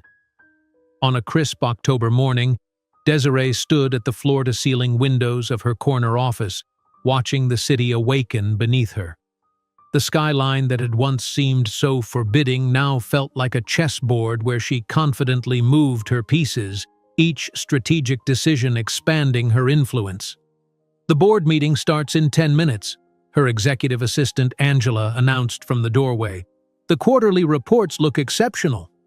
Desiree nodded, gathering the leather portfolio embossed with the Starlight logo. "Thank you. Have the international expansion projections been distributed?" In the sleek boardroom, executive team members were already seated around the massive glass table. Financial graphs displayed on wall-mounted screens painted a picture of remarkable growth. Desiree took her place at the head of the table, surveying the room with quiet pride. Her team, diverse, brilliant, dedicated, represented everything she had envisioned when she'd first dreamed of creating a different kind of company. Third-quarter results exceeded projections by 23%, the CFO announced, advancing through slides of impressive metrics. "Our talent representation division has grown 40% year over year, and our content production arm has secured distribution deals with 3 major streaming platforms." European expansion is proceeding ahead of schedule, added the International Development Director. The London office will be operational by January, and we're finalizing lease terms for Paris and Berlin. After the meeting, Jason waited in her office, his expression a mixture of triumph and mischief. When the door closed behind her, he slid a confidential report across her desk. 15%, he said simply. Desiree raised an eyebrow, picking up the document. Of Thornton Hotels? Jason nodded, satisfaction evident in his smile. JWJ Investments has acquired 15% of outstanding shares through various shell companies and investment vehicles. They haven't noticed the pattern yet. Desiree ran her fingers lightly over the Thornton logo on the report. How is their financial situation? Deteriorating. Maxwell's leadership has been problematic. The board is concerned but reluctant to challenge the family name. As if on cue, Angela appeared with a tablet displaying a Bloomberg article, Empire in Crisis, Maxwell Thornton faces scandals and declining profits. The accompanying photo showed Maxwell leaving a Manhattan restaurant, looking haggard and significantly older than his 40 years, a far cry from the polished executive who had once dismissed Desiree as beneath him. Save that, Desiree instructed, her voice neutral. It might be relevant to our market analysis. That evening, Desiree and Jason attended Jaden's national programming competition at Columbia University. At 10, Jaden had already established himself as a prodigy, creating algorithms that impressed even veteran software engineers. Seated in the auditorium, watching her son confidently explain his code to a panel of tech executives, Desiree felt a surge of pride that momentarily overwhelmed her. His approach to problem-solving is extraordinary, whispered a Google executive seated nearby. Has he considered our summer internship program for gifted youth? When Jaden was announced as the winner, Jason leapt to his feet, applauding with unrestrained enthusiasm. Later, as they celebrated over ice cream, Jaden clutched his trophy with a quiet confidence that reminded Desiree painfully of Maxwell, but with a kindness in his eyes that was entirely his own. The following weekend brought another celebration as Zora performed with the Young Philharmonic of New York. Her delicate rendering of Chopin left the audience breathless, several critics visibly moved by the emotional maturity emanating from someone so young. She plays with a depth of understanding that pianists twice her age struggle to achieve, her instructor commented afterward. The Juilliard pre-college program would be fortunate to have her.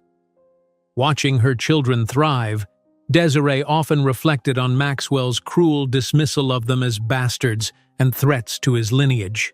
How short-sighted he had been, how fundamentally wrong about their worth and potential. These children he had rejected were already making marks on the world that his own achievements couldn't match. One Sunday afternoon, Desiree made a pilgrimage of sorts, driving the family Range Rover to Queens. The neighborhood had gentrified somewhat, but Rosa's restaurant remained largely unchanged, a testament to authenticity in a city constantly reinventing itself. Rosa, now in her 70s but still spry, rushed from behind the counter when the bell announced their arrival.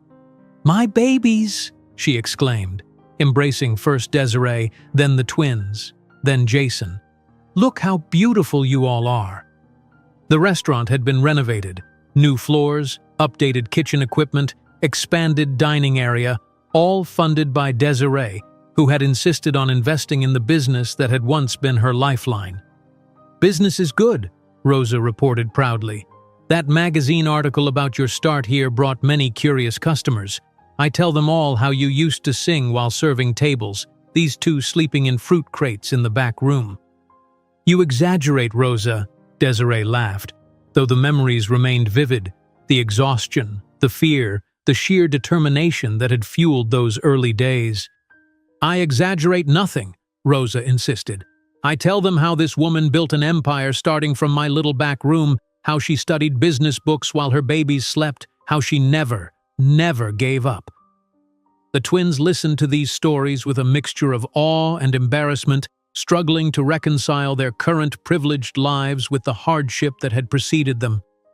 Desiree made sure they understood their history, not to burden them with it, but to instill the same resilience that had carried her through her darkest hours. November brought the official opening ceremony for Starlight's new headquarters.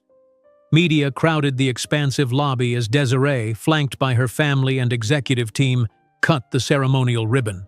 Flashbulbs captured the moment, Desiree radiant in Alexander McQueen, the twins polished in coordinating outfits, Jason beaming with pride beside them. Starlight Enterprises began with a simple vision, Desiree addressed the gathered crowd.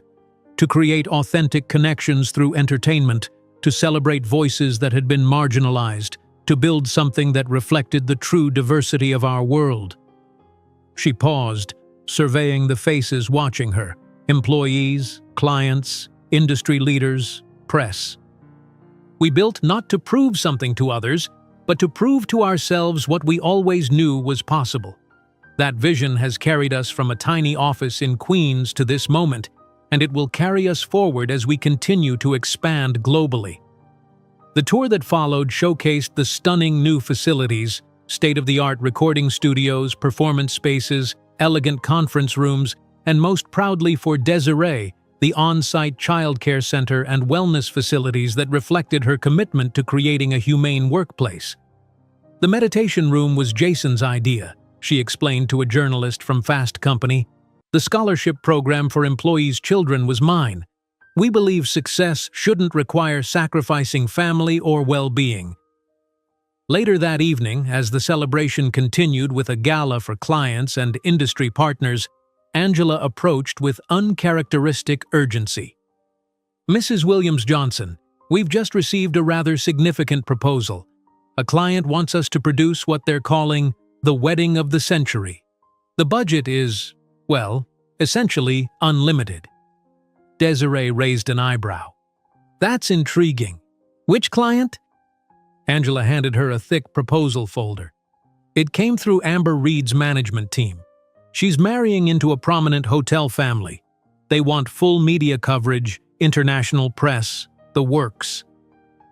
Desiree opened the folder, her breath catching as she saw the name, Reed Thornton Wedding. For a moment, the room seemed to tilt slightly beneath her feet. Maxwell was getting married again, to Amber Reed, a 25-year-old social media influencer whose carefully curated life had garnered millions of followers. "Are you all right?" Angela asked, noticing her sudden stillness. "Perfectly fine," Desiree replied, composure returning instantly. "It's an interesting opportunity. Tell them we'll review the proposal and respond within 48 hours." That night, after the twins were asleep, Desiree showed the folder to Jason in their home office. He studied it silently, then looked up at her with a question in his eyes. "It's the perfect opportunity," she said, answering his unspoken concern. "Not for revenge, for completion of a circle." "Are you sure?" Jason asked, reaching for her hand. "You've built everything without him. You don't need this closure." "It's not just about closure for me," Desiree replied, gazing at the photographs of her sleeping children she kept on her desk. "It's about justice, poetic justice." The following morning, Desiree called her executive team together. "We're taking on the Reed Thornton wedding," she announced. "I want our best people on this. It will be the most visible event we've produced to date. The Plaza Hotel, unlimited budget, international coverage," her events director noted, reviewing the details. "It's certainly high profile." "It's more than that," Desiree replied. "It's a statement. Every detail must be perfect. This event will showcase exactly what Starlight represents." Later that day, she signed the contract herself, her elegant signature a testament to how far she had come from the young woman who once trembled at the sight of Maxwell Thornton. "The Starlight Enterprises has the pleasure of accepting the production of the Reed Thornton event," she wrote in her personalized note, knowing that Maxwell would never recognize her name or company until they came face to face. While signing the contract to produce the Reed Thornton wedding, Desiree didn't imagine that she would be orchestrating not just a social event, but the perfect stage for a reckoning 15 years in the making. The contract for the Reed Thornton wedding sat on Desiree's desk, her signature still drying on the thick cream paper. She ran her fingers over the embossed Starlight logo, savoring the weight of the moment. Planning Maxwell's wedding wasn't revenge. It was the universe offering a perfect symmetry she couldn't have scripted better herself. The week of the wedding arrived with the controlled chaos typical of high-profile events.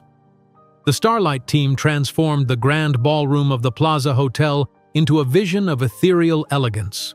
Crystal chandeliers were enhanced with additional lighting elements, creating a celestial effect that justified the company's name. Thousands of white orchids, Amber's chosen flower, cascaded from custom-built structures, their delicate blooms catching the light in ways that seemed almost magical. "The lighting needs to be softer in the northwest corner," Desiree instructed, surveying the space with a critical eye. Her Louboutin heels clicked authoritatively across the marble floor as she moved through the space, iPad in hand, making minute adjustments that only her trained eye could detect. Despite the enormity of the project, Desiree had maintained professional distance, delegating most client interactions to her team. Amber Reed had communicated exclusively with Starlight's junior executives, her requests filtered through layers of assistants and planners. Maxwell himself had been conspicuously absent from all planning meetings, represented instead by an army of event coordinators and personal assistants. This deliberate separation had preserved the element of surprise that fate seemed determined to orchestrate. Not once had Maxwell's path crossed with Desiree's during the months of preparation. It was as if the universe was saving their inevitable collision for maximum impact. "Mrs. Williams-Johnson," Angela's voice came through her earpiece. "The flower delivery for the bridal suite has arrived, but there's a problem with the color tone. They're more cream than white." "Have them replaced immediately," Desiree responded. "The contract specified pure white. And check on the champagne delivery. It should have arrived 20 minutes ago." The morning of the wedding dawned crisp and clear, a perfect October day. Desiree arrived at the plaza at 6 in the morning, impeccably dressed in a tailored Armani pantsuit, her natural curls styled in a sophisticated updo. The controlled frenzy of final preparations energized rather than drained her. This was her element, the orchestration of perfection down to the smallest detail. "The head table centerpiece needs to be elevated another 2 inches, she instructed a designer. "And the lighting cue for the first dance needs to be precisely timed with the 3rd measure of the song, not the 4th. At 10:30, her communication device vibrated. Angela's voice sounded unusually tense. "Mrs. Williams-Johnson, we have a situation. The groom has arrived unexpectedly early and is demanding to speak with whoever is in charge. He's in the main lobby and seems agitated." Desiree paused, her hand hovering over a place setting she'd been adjusting. The moment she had neither sought nor avoided had arrived. Taking a deep breath, she smoothed her already perfect suit and touched her earpiece. "Tell him I'll be right there," she replied, her voice betraying none of the complex emotions surging beneath her composed exterior. In the 5-minute walk from the grand ballroom to the lobby, Desiree mentally prepared herself. This wasn't about revenge. It wasn't about the past.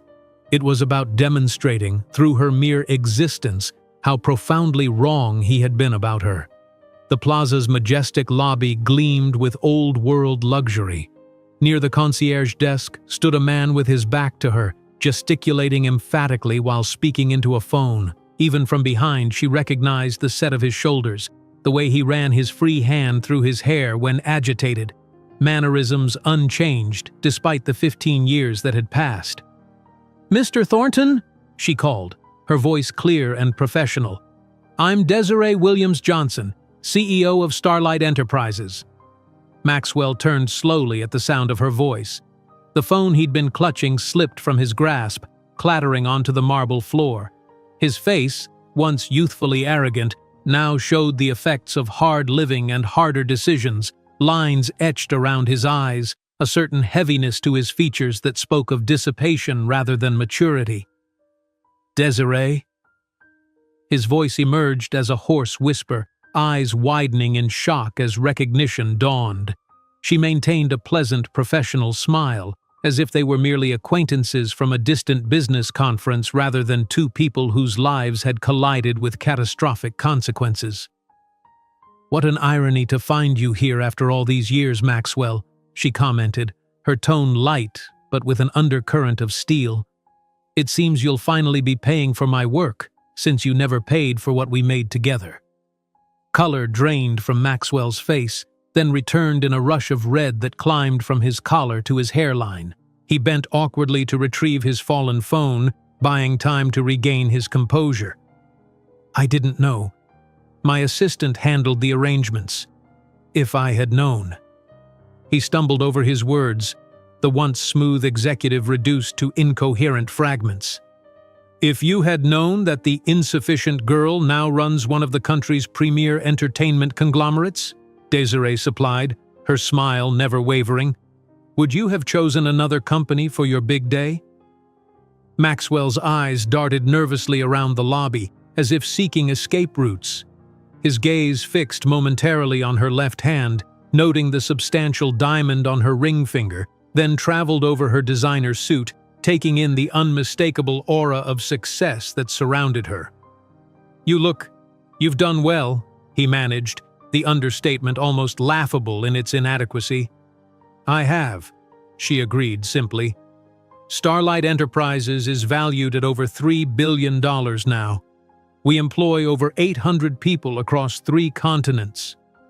Maxwell swallowed hard, visibly struggling to reconcile the confident executive before him with the desperate young woman he had abandoned. That's impressive. "Mom, the band has questions about their positioning for the reception entrance," 2 voices called simultaneously, interrupting the tense exchange. Jaden and Zora approached, both tall and graceful at 15, carrying tablets with event layouts displayed on their screens. Despite their casual demeanor, both exuded the same quiet confidence as their mother, their private school uniforms exchanged for junior versions of professional attire. The blood drained from Maxwell's face as he stared at the teenagers. The resemblance was undeniable. Jaden had his jawline, his nose, while Zora had inherited his eyes and the distinctive arch of his eyebrows. Yet there was something fundamentally different about them, a warmth, an openness that Maxwell himself had always lacked. "These are my children," Desiree said simply, placing her hands on their shoulders with evident pride.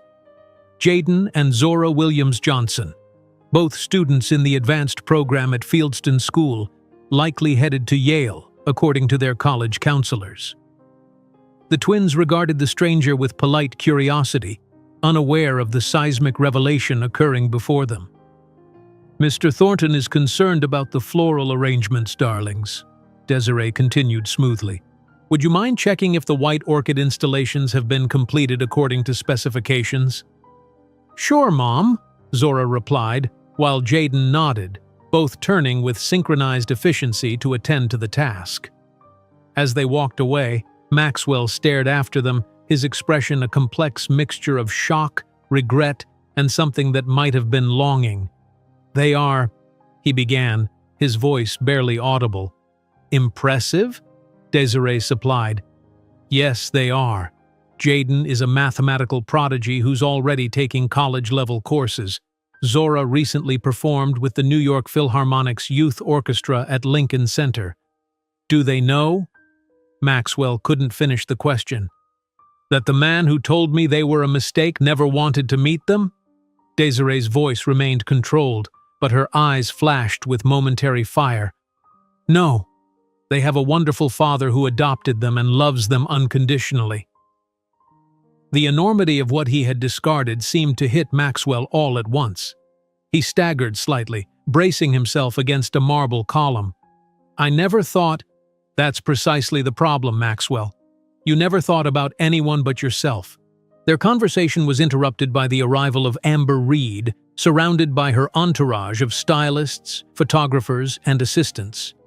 At 25, she radiated the particular glow of youth, beauty, and wealth, her blonde hair arranged in elaborate curls, her designer tracksuit bearing the logo of her own lifestyle brand. "Darling, you must see the ballroom. It's absolutely divine," she exclaimed, wrapping her arms around Maxwell's waist. "The Starlight team is simply magical. Every detail is perfection." She turned to Desiree, eyes widening in recognition. "Oh my God, you're Desiree Williams Johnson. I follow you on Instagram. Your Vogue profile was so inspiring." Maxwell looked increasingly ill as Amber gushed over Desiree, seemingly oblivious to the tension crackling between her fiancé and the event planner. "Your company is absolutely the best in the business," Amber continued enthusiastically. "When my manager suggested Starlight, I told her to spare no expense. This wedding will be featured in my documentary series, so everything has to be beyond perfect." "We aim to exceed expectations," Desiree replied graciously.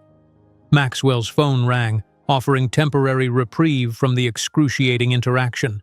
He stepped away, his face darkening as he listened to the caller. "What do you mean, sold? To whom? Since when?" His voice rose in alarm. He ended the call, turning to Desiree with dawning suspicion. "The Thornton Hotels have just been acquired by an anonymous conglomerate." Desiree's smile widened slightly. "Perhaps you should verify who now owns 51% of your family company's shares. As you always said, business is business, isn't it?" "You couldn't possibly," Maxwell began, disbelief warring with growing horror. "JWJ Investments," Desiree replied simply, referring to her husband's company. "Your father should have been more careful with his investments. The debts accumulated, the shares devalued. We acquired the majority stake over the past 48 hours. Maxwell's face contorted in shock and betrayal. "This is revenge," he whispered. "This is business," Desiree corrected him. "The Thornton properties have been underperforming for years due to mismanagement. They represent a sound investment opportunity under proper leadership." Amber, sensing the sudden tension, looked between them with growing confusion. "Is everything okay?" "Perfectly fine," Desiree assured her. "Just discussing some business matters with Mr. Thornton. Now, shall we review the ceremony timing? The string quartet is scheduled to begin precisely at 2 o'clock. Throughout the ceremony, Maxwell remained visibly shaken, mechanically going through the motions while his mind clearly grappled with the double shock of encountering Desiree and learning of his company's acquisition. From her position at the back of the ballroom, Desiree observed the proceedings with professional attention to detail, making minor adjustments through her earpiece to ensure perfection. Around her, members of New York's elite, many of whom had once deemed her unworthy of their world, now approached with deferential smiles, eager to establish connection with the CEO of Starlight Enterprises. She noted their curious glances between her and Maxwell, the whispered conversations behind program booklets. Rumors were beginning to circulate, connections being made. While Amber glowed with bridal happiness, Maxwell continued to cast stunned glances toward Desiree throughout the reception, his expression that of a man watching his carefully constructed reality crumble around him. As the champagne flowed and the orchestra played, the whispers grew louder, the curious glances more obvious. The perfect society wedding was becoming something else entirely, the opening act of a reckoning 15 years in the making. The whispers rippling through the reception hall grew more insistent as the evening progressed. Maxwell stood isolated in a corner, champagne glass clutched in his white-knuckled grip, eyes following Desiree as she moved efficiently through the crowd, directing her staff with subtle gestures. His world, so carefully constructed on privilege and appearances, was crumbling beneath his Italian leather shoes. Dawn broke over Manhattan with unforgiving clarity the morning after the wedding. Maxwell hadn't slept, his mind racing between the twin revelations that had shattered his carefully constructed reality: Desiree's triumphant return and the loss of his family's hotel empire. He sat in his penthouse office, tie loosened, hair disheveled, staring at financial reports that confirmed his worst fears. The Thornton Hotels had indeed been acquired by JWJ Investments, a company he now knew belonged to Desiree's husband. An emergency board meeting had been hastily arranged for 9 o'clock. Executives and family shareholders would gather to discuss the hostile takeover, but Maxwell already understood the futility of resistance. The acquisition had been executed with surgical precision, shares purchased through various shell companies until the critical 51% threshold was reached. His phone rang incessantly. Lawyers, family members, journalists seeking comment on both the takeover and the increasingly viral story of his connection to Desiree. Someone at the wedding had recognized her, made the connection, and now the whispers had become headlines. Abandoned pregnant girlfriend now owns Thornton Hotels. Meanwhile, across town in the Starlight headquarters, Desiree conducted her own emergency meeting with calm efficiency. The acquisition was completed legally through established market channels, she informed her executive team. The Thornton properties will be integrated into our hospitality division over the next 6 months, rebranded under the Starlight banner. What about the current management? Her COO inquired. We'll retain most staff, Desiree replied. The workers shouldn't suffer for leadership failures. As for the executive team, she paused, allowing herself a small smile. Changes will be necessary. Jason sat beside her, pride evident in his expression. The financial restructuring will begin immediately. Their debt load is significant but manageable under proper stewardship. The meeting adjourned, leaving Desiree and Jason alone in the sleek conference room. He took her hand, his expression searching. "How are you feeling?" he asked quietly. Desiree considered the question. "Satisfied," she finally said. "Not vengeful, just complete." Her phone buzzed with a notification.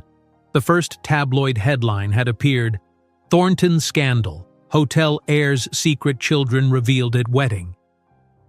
Accompanying the sensational text was a photo of Jaden and Zora at the plaza, their resemblance to Maxwell unmistakable. "The twins," she whispered, suddenly concerned. "They can't see this." Jason's expression hardened. "I'll call the school. They should be protected from the media circus." Before they could strategize further, Angela appeared at the door. "Mrs. Williams-Johnson, Maxwell Thornton is in the lobby. He's demanding to see you." Desiree exchanged a glance with Jason, who raised an eyebrow. "Your call," he said. "Send him up," she decided. "This conversation is overdue." 10 minutes later, Maxwell was escorted into her office. The contrast between them could not have been more stark. Desiree radiating composed power behind her executive desk, Maxwell disheveled and desperate, the polish of wealth unable to disguise his inner turmoil. "You planned this," he accused without preamble. "All of it. The wedding, the takeover. This is revenge." Desiree regarded him coolly. "Revenge would imply I've spent 15 years obsessing over you, Maxwell. I assure you that's not the case." "Then why?" he demanded, pacing the expansive office. "Why take my company? Why humiliate me at my own wedding?" "Your company was failing due to mismanagement," she replied evenly. "It represented a sound investment opportunity. As for the wedding, that was simply the universe's sense of irony. Your fiancé selected Starlight based on our reputation for excellence." Maxwell stopped pacing, staring at the wall of awards and magazine covers featuring Desiree. "And the children? Our children?" "My children," Desiree corrected him firmly. "Yours biologically perhaps, but in every way that matters they are Jason's." "I have rights," Maxwell insisted, a desperate edge to his voice. Desiree's laugh was soft but cutting. "Rights? Let me remind you of your exact words, Maxwell. You're a mistake, Desiree, a burden I should never have carried. My family would never accept someone like you, let alone bastards that might threaten our lineage." She leaned forward. "You relinquished any rights the moment you walked out that door 15 years ago." The color drained from Maxwell's face as his own words returned to haunt him. He collapsed into a chair opposite her desk. "I was young, selfish. I made a terrible mistake." "Yes," Desiree agreed simply. "You did." "Please," he said, his voice barely above a whisper. "Let me meet them properly. Let me explain." "Explain what?" Desiree interrupted. "That you abandoned their pregnant mother? That you called them a mistake before they were even born? That you threatened legal action if I ever tried to prove paternity?" Maxwell flinched with each accusation. "People change, Desiree. I've changed." "Have you?" she asked skeptically. "Or are you simply facing consequences for the first time in your privileged life?" The intercom on Desiree's desk buzzed. "Mrs. Williams Johnson, Amber Reed is calling. She says it's urgent." Maxwell's expression crumpled further. She saw the news. The wedding night ended with her locking herself in the hotel bathroom. "I'll take the call later," Desiree informed her assistant. Turning back to Maxwell, she added, "Your personal drama isn't my concern." "What about the hotels?" he asked, clearly grasping for any foothold. "My family built that company over generations. And now it will be properly managed," Desiree replied. "We'll be restructuring the executive team immediately. Your services as CEO are no longer required." The finality of her statement hung in the air between them. Maxwell stared at her, the full magnitude of his loss finally registering. "You've taken everything," he whispered. "No, Maxwell," Desiree corrected him. "I've built something. There's a difference." He left her office a broken man, shoulders slumped in defeat. Through her floor-to-ceiling windows, Desiree watched him cross the plaza below, a solitary figure against the bustling backdrop of Manhattan.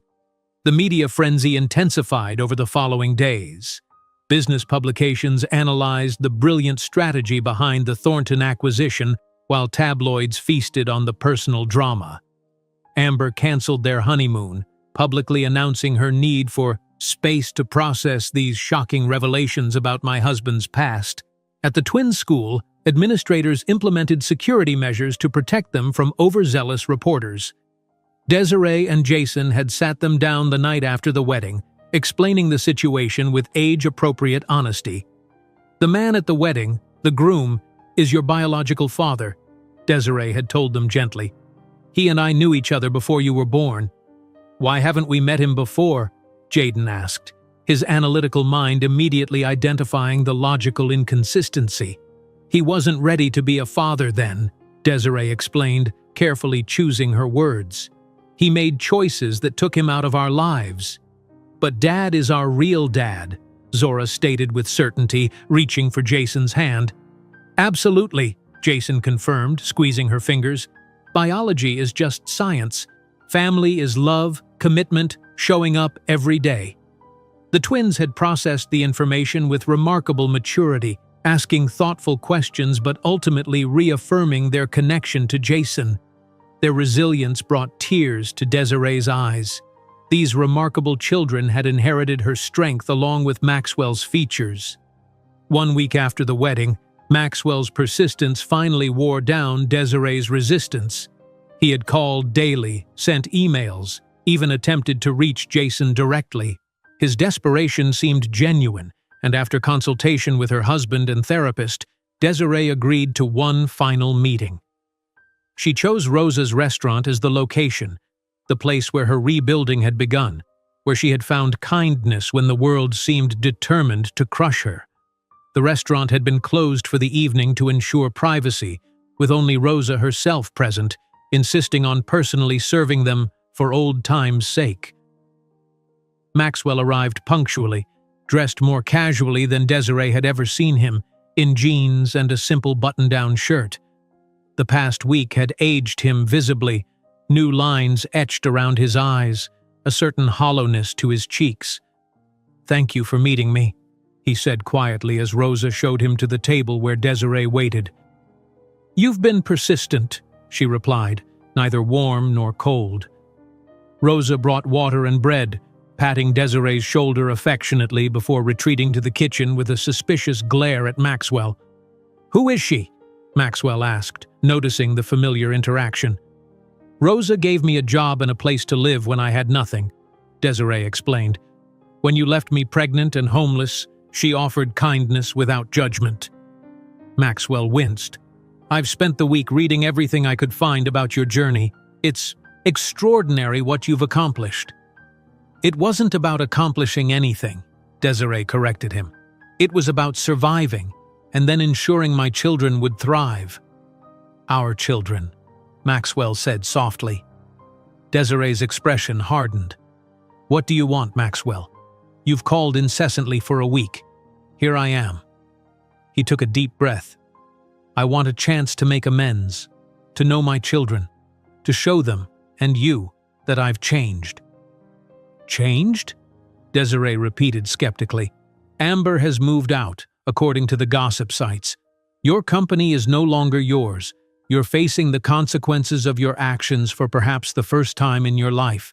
That's not change, Maxwell. That's desperation. I deserve that, he acknowledged.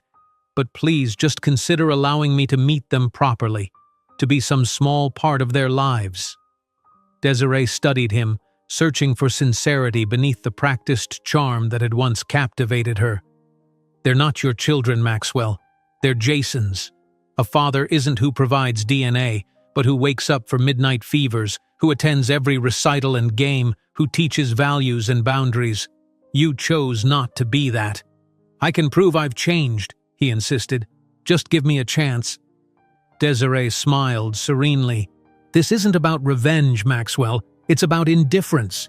You don't mean anything to us. I don't need your money, your name, or your presence in our lives. And the Thornton hotels?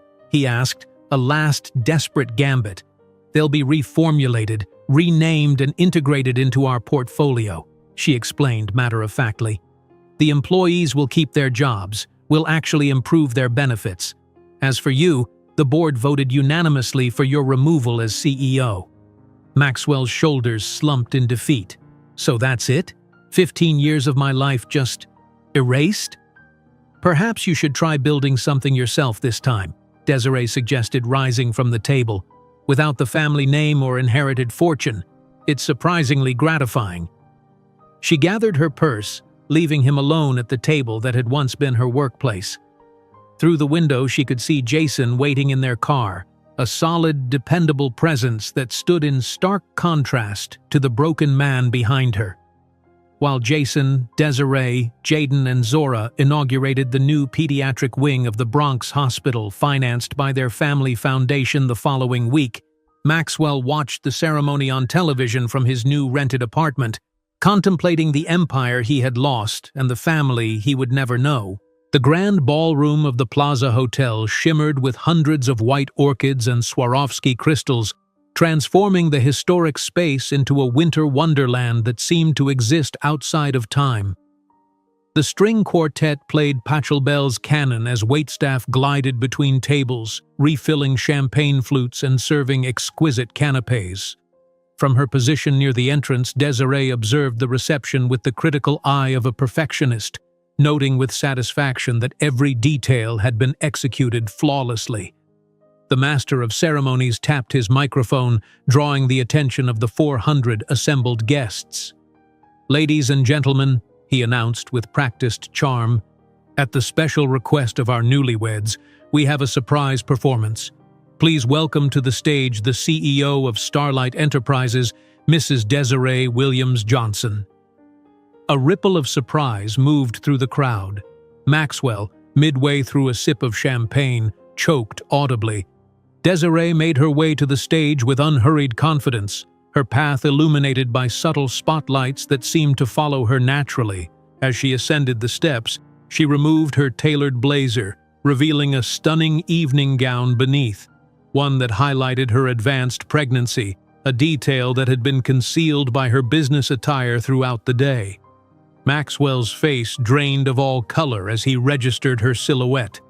The whispers around the room grew more insistent, the connections being made in real time as guests alternated between staring at Desiree's pregnant form and Maxwell's ashen face. "This song," Desiree spoke into the microphone, her voice clear and strong, "is dedicated to all the people who have been underestimated in their lives." Her gaze swept the room, momentarily connecting with Maxwell's stricken expression. To those who were told they weren't enough, that they were a mistake, a burden. The band began the opening notes of "I Will Survive," but in a slowed-down arrangement that transformed the disco anthem into something more haunting, more profound. Desiree closed her eyes briefly, then opened them to look directly at Maxwell. "I dedicate this especially to a man who once told me I wasn't worthy of his world," she continued, the room falling into stunned silence. "The same man who doesn't know that while his hotels face bankruptcy, my company is valued at $3.2 billion, 3 times the worth of the Thornton fortune at its peak." A collective gasp rippled through the ballroom. Amber, seated beside Maxwell at the head table, turned to him with widening eyes, the pieces falling into place with devastating clarity. When Desiree began to sing, the room fell under a spell. The powerful voice that had once sung for tips in Rosa's restaurant now filled the grand space with effortless authority. Years of pain, triumph, and hard-won wisdom infused every note, creating a performance that transcended mere entertainment. It was testimony, proclamation, and final verdict all at once. In the audience, Melissa Cambridge, Maxwell's first wife, recognized Desiree instantly, memories flooding back of rumors she'd heard upon returning from Europe years ago. Her eyes widened in understanding as she looked between Desiree and Maxwell, comprehending at last the full story behind their divorce. As the song built to its crescendo, Maxwell seemed to physically shrink in his chair, the weight of 15 years of consequences crushing down upon him. Amber's expression had transformed from confusion to horror to fury, her perfectly manicured hand no longer resting on his arm but clenched in her lap, engagement ring catching the light with every tremor. The final note hung in the air as the ballroom erupted in thunderous applause. Even those who didn't fully understand the subtext recognized they had witnessed something extraordinary. Desiree waited for the applause to subside before speaking again. "And for those wondering who the father is of these twins I'm carrying," she said, her hand resting on her pregnant belly, "it's Jason Williams Johnson, my husband of 10 years and CEO of JWJ Investments." Her eyes found Jason in the crowd, his proud smile warming her.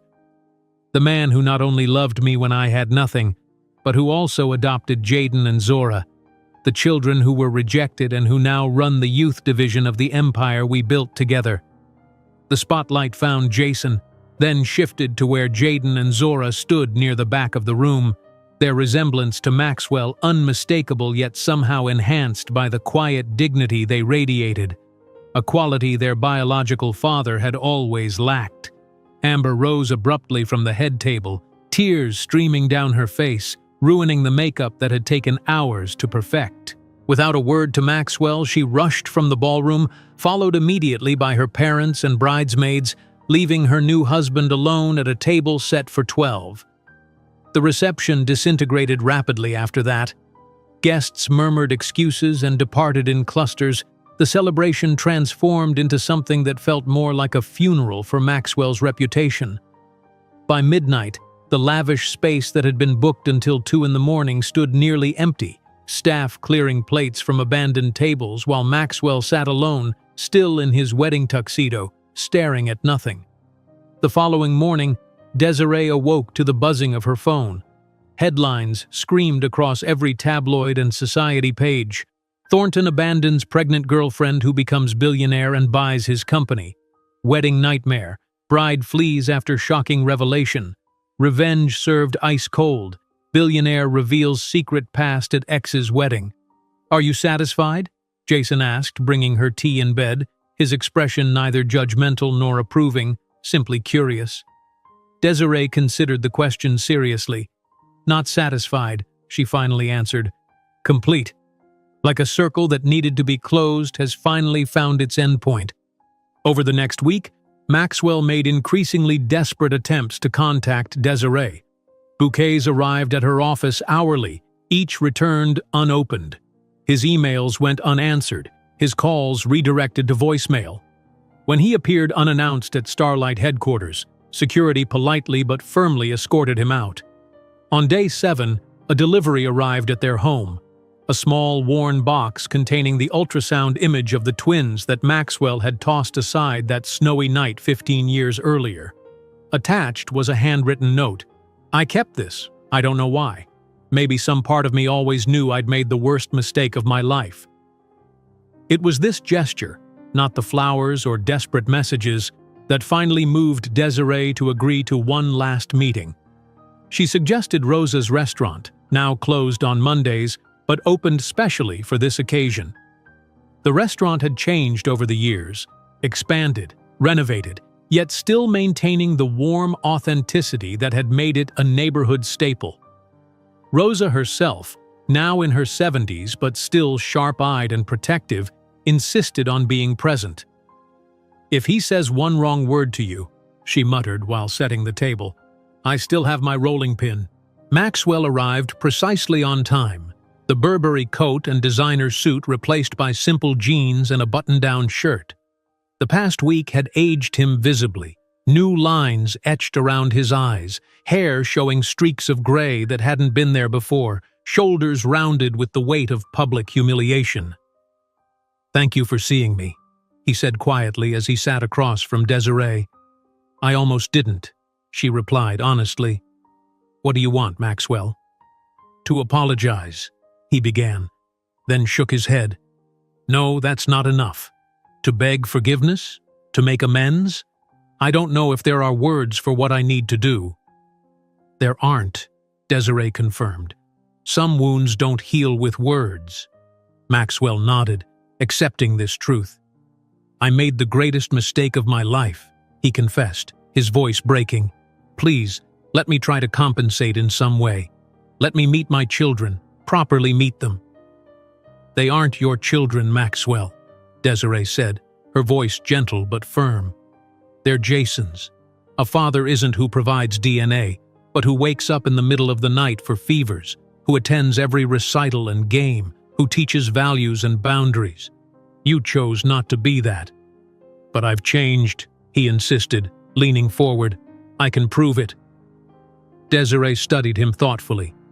"Have you? Or are you simply facing the consequences of your actions for the first time? Amber has filed for annulment according to this morning's news. Your reputation is in tatters. Your company belongs to someone else. This feels less like change and more like desperation." Maxwell had no answer for this, his gaze dropping to the table. "What about the Thornton hotels?" he finally asked, voice small. "They'll be reformulated, renamed, and integrated into our portfolio," Desiree explained matter-of-factly. "The employees will keep their jobs. We'll actually improve their benefits and working conditions. As for you, the board voted unanimously for your removal as CEO." The finality of her words hung between them. Maxwell looked physically ill, confronting a future without the family name, fortune, or status that had defined his entire existence. "Maybe you should try building something yourself this time," Desiree suggested, not unkindly.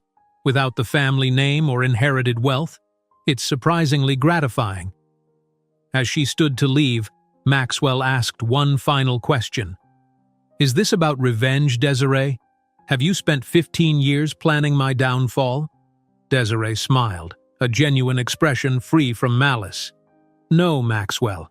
It's about indifference. You don't mean anything to us anymore. I don't need your money, your name, or your presence in our lives. My revenge, if you want to call it that, was simply building a life so magnificent that your rejection became irrelevant."